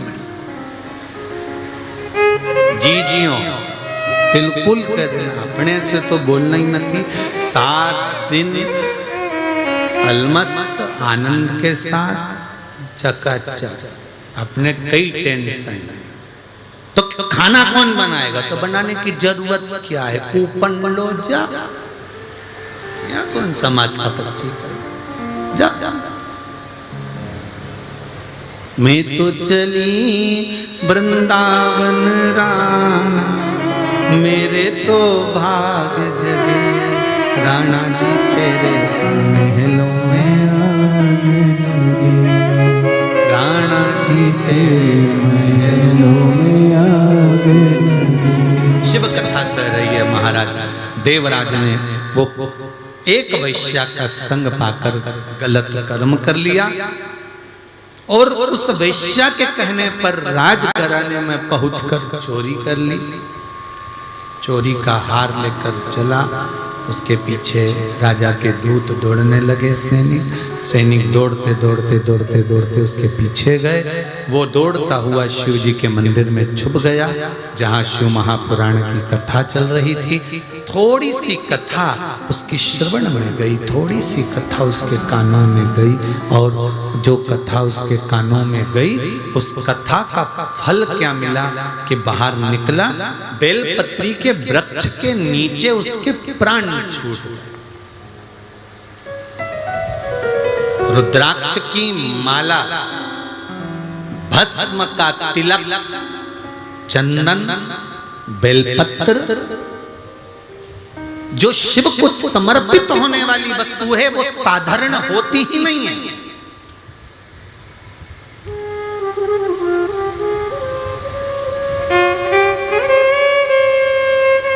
कमल का फूल लेकर आओ तो 5 रुपए का एक मिलेगा। बेलपत्री तो किसी भी पेड़ में से तोड़ ली और चढ़ा दी, कीमत की लगी नहीं। शंकर भगवान को महंगी सामग्री कुछ चाहिए ही नहीं। बेलपत्री सब मिल जाए तो चढ़ाओ, नहीं मिले तो मेरी उठाकर धोकर फिर चढ़ाओ।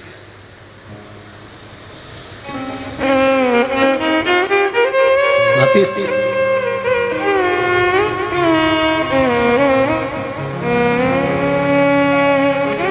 भस्म कितनी कीमत की होगी? अरे गोबरी लाओ, कंडा गाय का गोबर की गोबरी जलाई, भस्म तैयार, शिव को लगाई।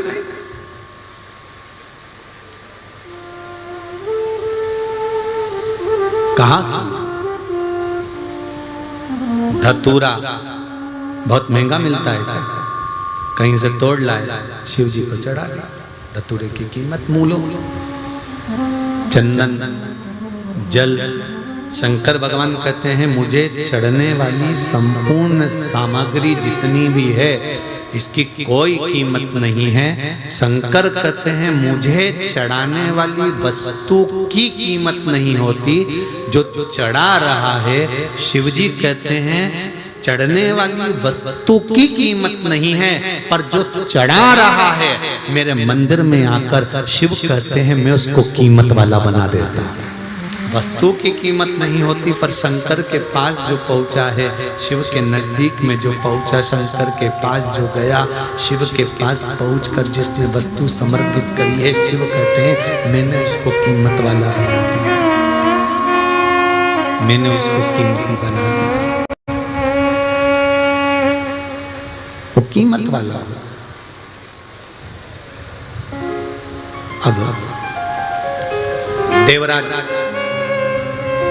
बेलपत्री के वृक्ष के नीचे प्राणों को त्यागा। यम के दूत बंदी बनाने के लिए आए, नहीं ले जा सके क्योंकि शंकर के गण वहीं पर खड़े हुए।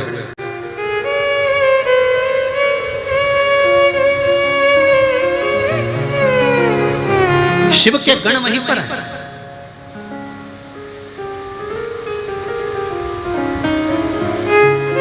हम इसको लेने के लिए आए, पापी है। ब्राह्मण होकर वैश्या का संग करा, ब्राह्मण होकर काम में डूबा रहा, ब्राह्मण होकर चोरी करी, ब्राह्मण होकर लोभी रहा, ब्राह्मण होकर गलत कर्म करा। इसलिए हम इसको लेने के लिए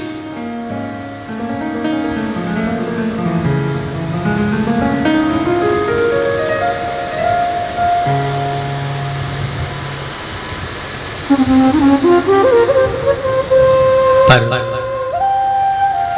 शंकर भगवान के गणों ने कहा तुम इसको ले जा नहीं सकते।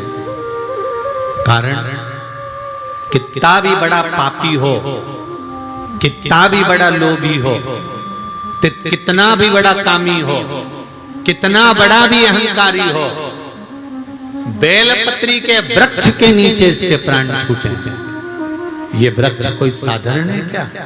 जिस वृक्ष के नीचे 64 योगनियां, जिस वृक्ष के नीचे लक्ष्मी झाड़ू लगाती हो, जिस वृक्ष के नीचे नारायण भगवान शंकर का गुणगान करते हो, जिस वृक्ष के नीचे ब्रह्मा बैठने के लिए तरसते हैं, जिस वृक्ष के नीचे इंद्र पारिजात वृक्ष को लाकर भी समर्पित कर कर छोटा बन गया, जिस वृक्ष के नीचे 33 कोटि देवता बैठकर भगवान शंकर से वर प्राप्त कर लेते हैं, जिस वृक्ष के नीचे पापी से पापी जीव का भी उद्धार हो जाता है, उस वृक्ष के नीचे ये बैठा है जहां इसके प्राण छूटे हैं।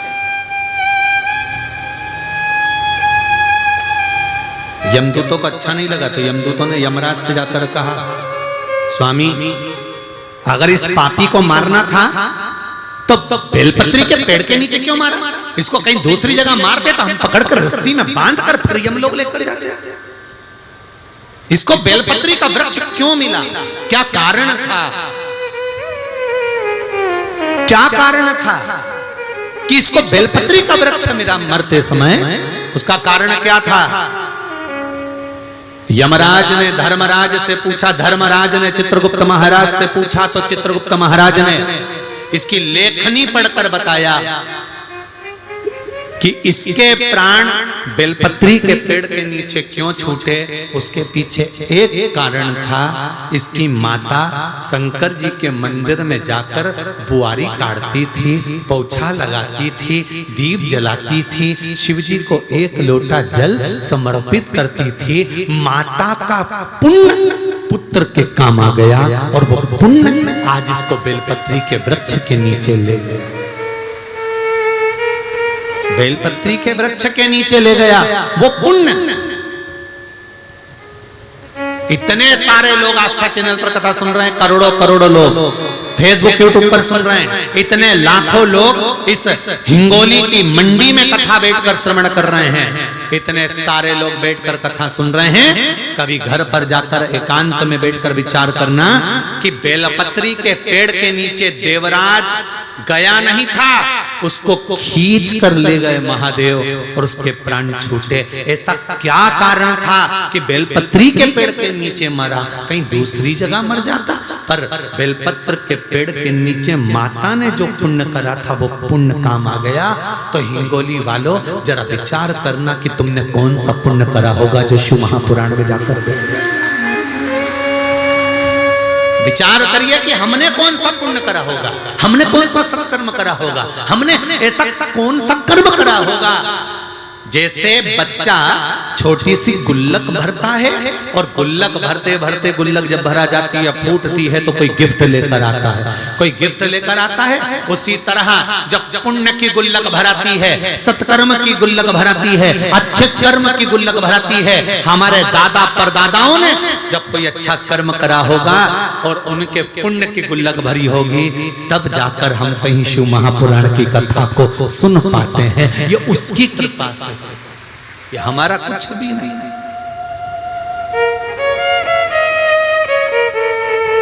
ये उसकी कृपा थी तो हमने सुनी, उसकी कृपा है तो हमको प्राप्त हो रही है, उसकी कृपा है तो हमको मिल रहा है, उसकी कृपा बिना नहीं। महाराज मैंने तेरे ही भरोसे हो बाबा, तेरे ही भरोसे हवा बीच उड़ते जाएंगे बाबा, डोर हटो छठीला में कटी जाएंगे,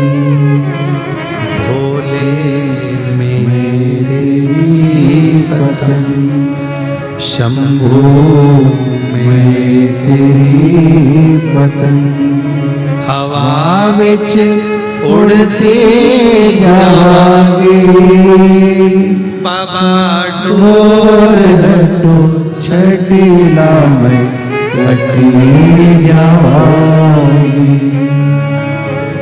उससे निवेदन करना कि हमारा पुण्य हमारे सम्मुख में आकर खड़ा हो गया, तो पुण्य हमारे सम्मुख में आ गया। शिव जी के गण देवराज को ले जाने लगे, शंकर भगवान सामने आ गया। तुम लेकर मत चलो, मैं लेकर चलो। जिसके गले में रुद्राक्ष होता है, जिसके गले में रुद्राक्ष डला होता है, वो कहीं पर भी रहे। आजकल नए नए कैमरे आ गए, जो ये सीसीटीवी कैमरे लगे रहते हैं। इस कैमरे में किसी एक व्यक्ति का फोटो फिट कर दो, वो व्यक्ति जहां रहता है कैमरा वहीं घूमता रहता है। पूछना किसी से, बता देगा जो कैमरा लगाने वाला होता है। ये कैमरा आज का नहीं है, पुराने समय का, शंकर जी के समय से चला आ रहा है। शिव जी ने भी कह दिया था, पार्वती जिसके गले में रुद्राक्ष हो, मस्तक पर त्रिपुंड हो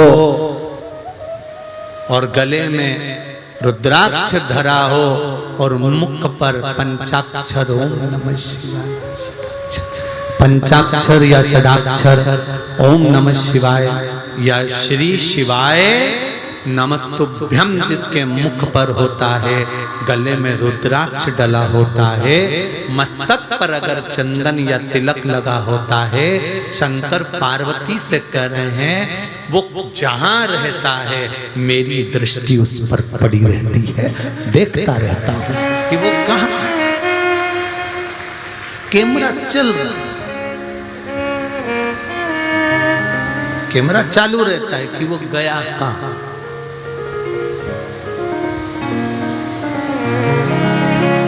सोने की चेन गले में होगी तो चोर की नजर होगी, धन होगा तो चोर की नजर होगी, सुंदरता होगी तो लुच्चों की नजर होगी। और अगर गले में रुद्राक्ष है तो शिव की नजर होगी, ये निश्चित है। तुम कैमरे की निगाह में हो, तुम कैमरे में हो, तुम शंकर की निगाह में, शंकर के सामने हो, तुम शंकर के सामने हो, शंकर की निगाह में। एक रुद्राक्ष, शिव महापुराण एक मुखी से लेकर 14 मुखी तक रुद्राक्ष का वर्णन करती है। स्कंद पुराण 21 मुखी तक रुद्राक्ष का वर्णन करती है। लिंग पुराण रुद्राक्षों का स्मरण करा देती है। एक रुद्राक्ष, और वो रुद्राक्ष भी कोई साधारण नहीं, जो शंकर का हो, जो शिव का समर्पित हो, शिव स्मरण का।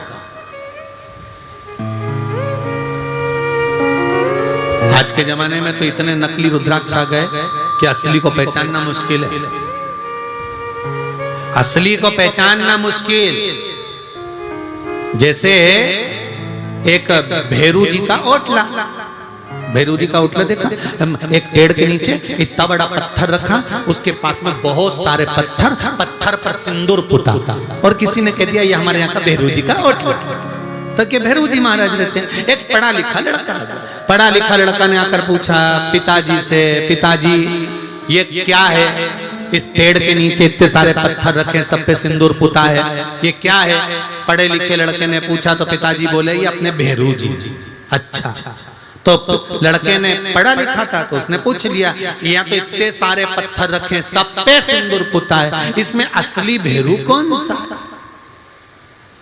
अब यहाँ इतने सारे पत्थर, सब पे सिंदूर पुता, तो इसमें असली भैरू कौन सा? पिताजी बोले बेटा हमको तो पता नहीं, दादाजी से पूछ लेना। तो दादाजी के पास पढ़ा लिखा लड़का गया, दादाजी से पूछा, दादाजी अभी मैं आ रहा था गांव में, तो एक ओटला वहां पेड़ लगा था, वृक्ष के नीचे इतने बड़े पत्थर रखे थे, सब पे सिंदूर पुता था। मैंने पापा से पूछा कि ये क्या है, तो वो बोले भैरू जी का ओटला। तो इतने सारे भैरू रखे थे पिताजी, इसमें असली भैरू कौन सा है? तो इतने में दादाजी बोले बेटा हमारा जमाना में तो एक ही भैरू था, इतना बड़ा जो पत्थर रखा देखा होगा ना, लोग उसी पे सिंदूर पोतते थे, वही असली भैरू था। तो फिर इतने सारे भैरू कहां से आ गए? तो दादाजी बोले बेटा लोग सिंदूर पोतने आते थे, साथ में रुमाल नेपकिन लाते थे, एक भाटा उठाया पत्थर, हाथ पोछा पटक गए, दूसरा भाटा उठाया, हाथ पोछा पटक गए, इतने सारे भैरू इकट्ठे हो गए। असली भैरू तो बेचारा बैठे ही रहता है, उस पे कोई सिंदूर नहीं लगाता, ये पुतौआओं पे पोत के चले जाते हैं। जो भी आता है इन सबको पोत देता और असली वाला बेचारा बैठे ही रह जाता है। उसी तरह इतने इतने रुद्राक्ष, इतने रुद्राक्ष, इतने रुद्राक्ष, इसमें असली कौन सा है? पढ़े लिखे लड़के को भैरू छाटने में जीवन निकल गया तो रुद्राक्ष कैसे छाटोगे? बड़ा कठिन, बहुत कठिन। असली की पहचान क्या?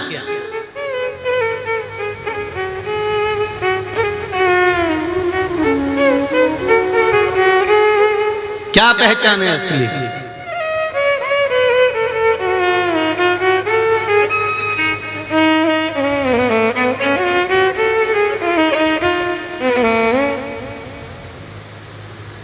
बोल दो जल्दी से, असली रुद्राक्ष की पहचान क्या है? का गुरुजी ISI मार्क लगा,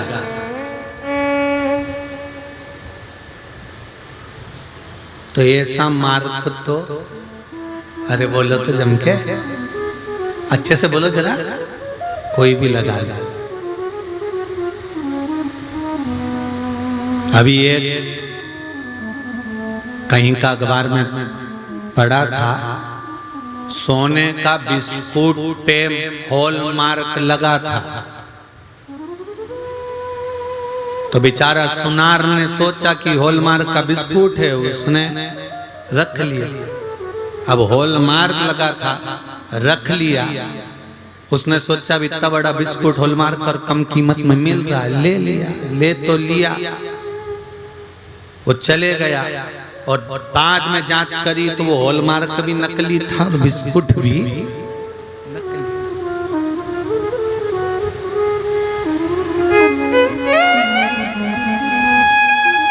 असली की पहचान क्या है? असली की पहचान है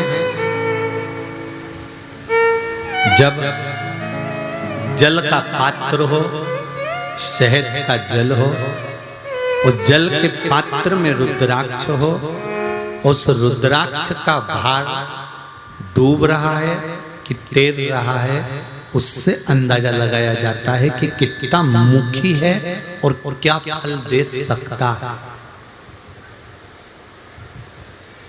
क्या फल दे सकता है।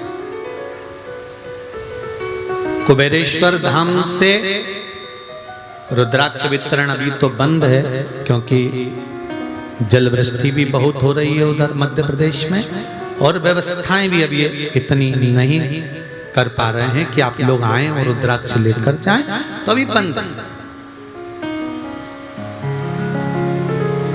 पूरी दुनिया के रुद्राक्ष भले वो 10,000 का ले लो, 50,000 का ले लो, 25,000 का ले लो, चाहे लोग तुम्हें कोरियर करके भेज दें, तुमने ज्यादा धन दे दिया होगा, डोनेशन दे दिया होगा, दान दे दिया होगा, तो लोग भेज ही सकते। पर कुबेरेश्वर धाम का रुद्राक्ष ना तो कोरियर से आता है और ना कहीं कीमत से मिलता है, वो तो कुबेरेश्वर धाम की कंकर शंकर की भूमि से निशुल्क आपको प्राप्त हो।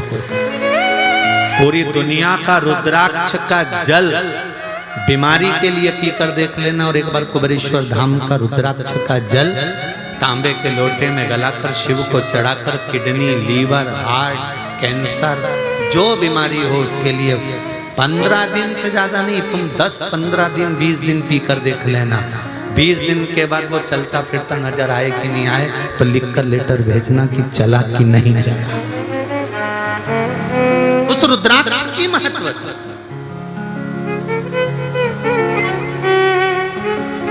उस रुद्राक्ष की मूलता। पत्र है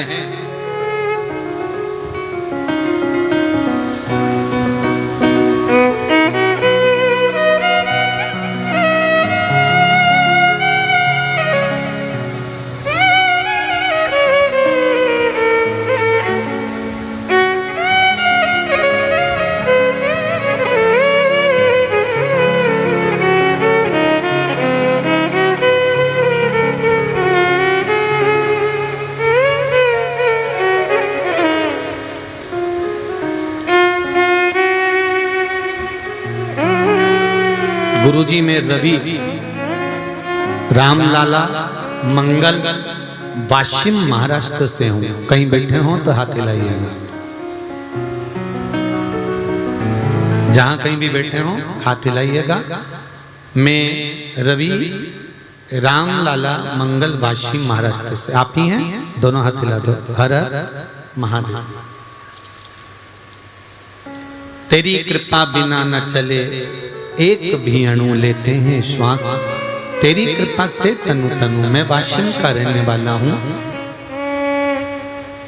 गुरुदेव, मेरी पत्नी की 3 किडनी खराब हैं, किडनियां खराब हैं। 2013 में पहली बार किडनी का ऑपरेशन हुआ था, जो 3 महीने में ही खराब हो गई। 2015 से डायलिसिस कराना पड़ता है। एक दिन में 3 से 4 बार डायलिसिस होता है। गुरुदेव, 3 से 4 बार डायलिसिस होता है। बाथरूम भी रुक गई है गुरुदेव, और डॉक्टर ने पुनः ऑपरेशन का बोला। 10 से 12 लाख का खर्चा बताया। रुपए की कोई बात नहीं, और व्यवस्था भी सब बाबा करेगा गुरुदेव, पर उसका स्वास्थ्य ठीक नहीं हुआ। फिर बार बार ऑपरेशन से भी वो ठीक नहीं हो पा रहा। डायलिसिस एक दिन में 4 बार, 5 बार, कभी कभी 6 बार भी करना पड़ते हैं। परेशान हो गए। मैं स्वयं कुबेरेश्वर धाम गया। 3 अप्रैल 2022 को बाबा को अर्जी लगाने, कंकर शंकर को प्रणाम करने, हाथ जोड़कर वहां से बीमारी के लिए एक रुद्राक्ष लेकर आया। उसका जल पिलाना प्रारंभ करा। बाबा की कृपा से बेलपत्री खिलाना चालू करा, जल पिलाया। अब स्वास्थ्य ठीक रहने लगा है। बस बाथरूम का प्रॉब्लम हो रहा है, बाकी का बाबा ने संभाल लिया है। ये शिव है। बैठिए बाबा। श्री शिवाय। नमस्ते। ये शंकर औघड़ी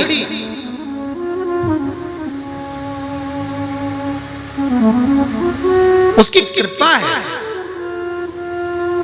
और निवेदन करूंगा जिनका पत्र वाशिम वालों का पड़ा है, जितनी भी बीमारी है, रोग है, बाबा के भरोसे पर रहकर उसको थोड़ी सी भस्म चढ़ाकर वो भस्म का भी प्रयोग करना प्रारंभ करिए। पूर्व की कथा में वर्णन किया है कि किस चीज की भस्म जलाकर शिव जी को चढ़ाई जाए और उस भस्म का प्रयोग, जैसे कैंसर वालों के लिए बेल भस्म का महत्व करा गया है, किडनी लीवर वालों के लिए भी भस्म का प्रयोग बताया गया है। तो उस भस्म की महत्वता को जाने, उसका भी प्रयोग एक बार करें तो जल्दी से जल्दी जो बाथरूम से जुड़ी हुई प्रॉब्लम है उनकी, किडनी लीवर से बाथरूम से, उसमें भी अंतर आना प्रारंभ हो जाएगा। ये शिव तत्व शंकर को जानना।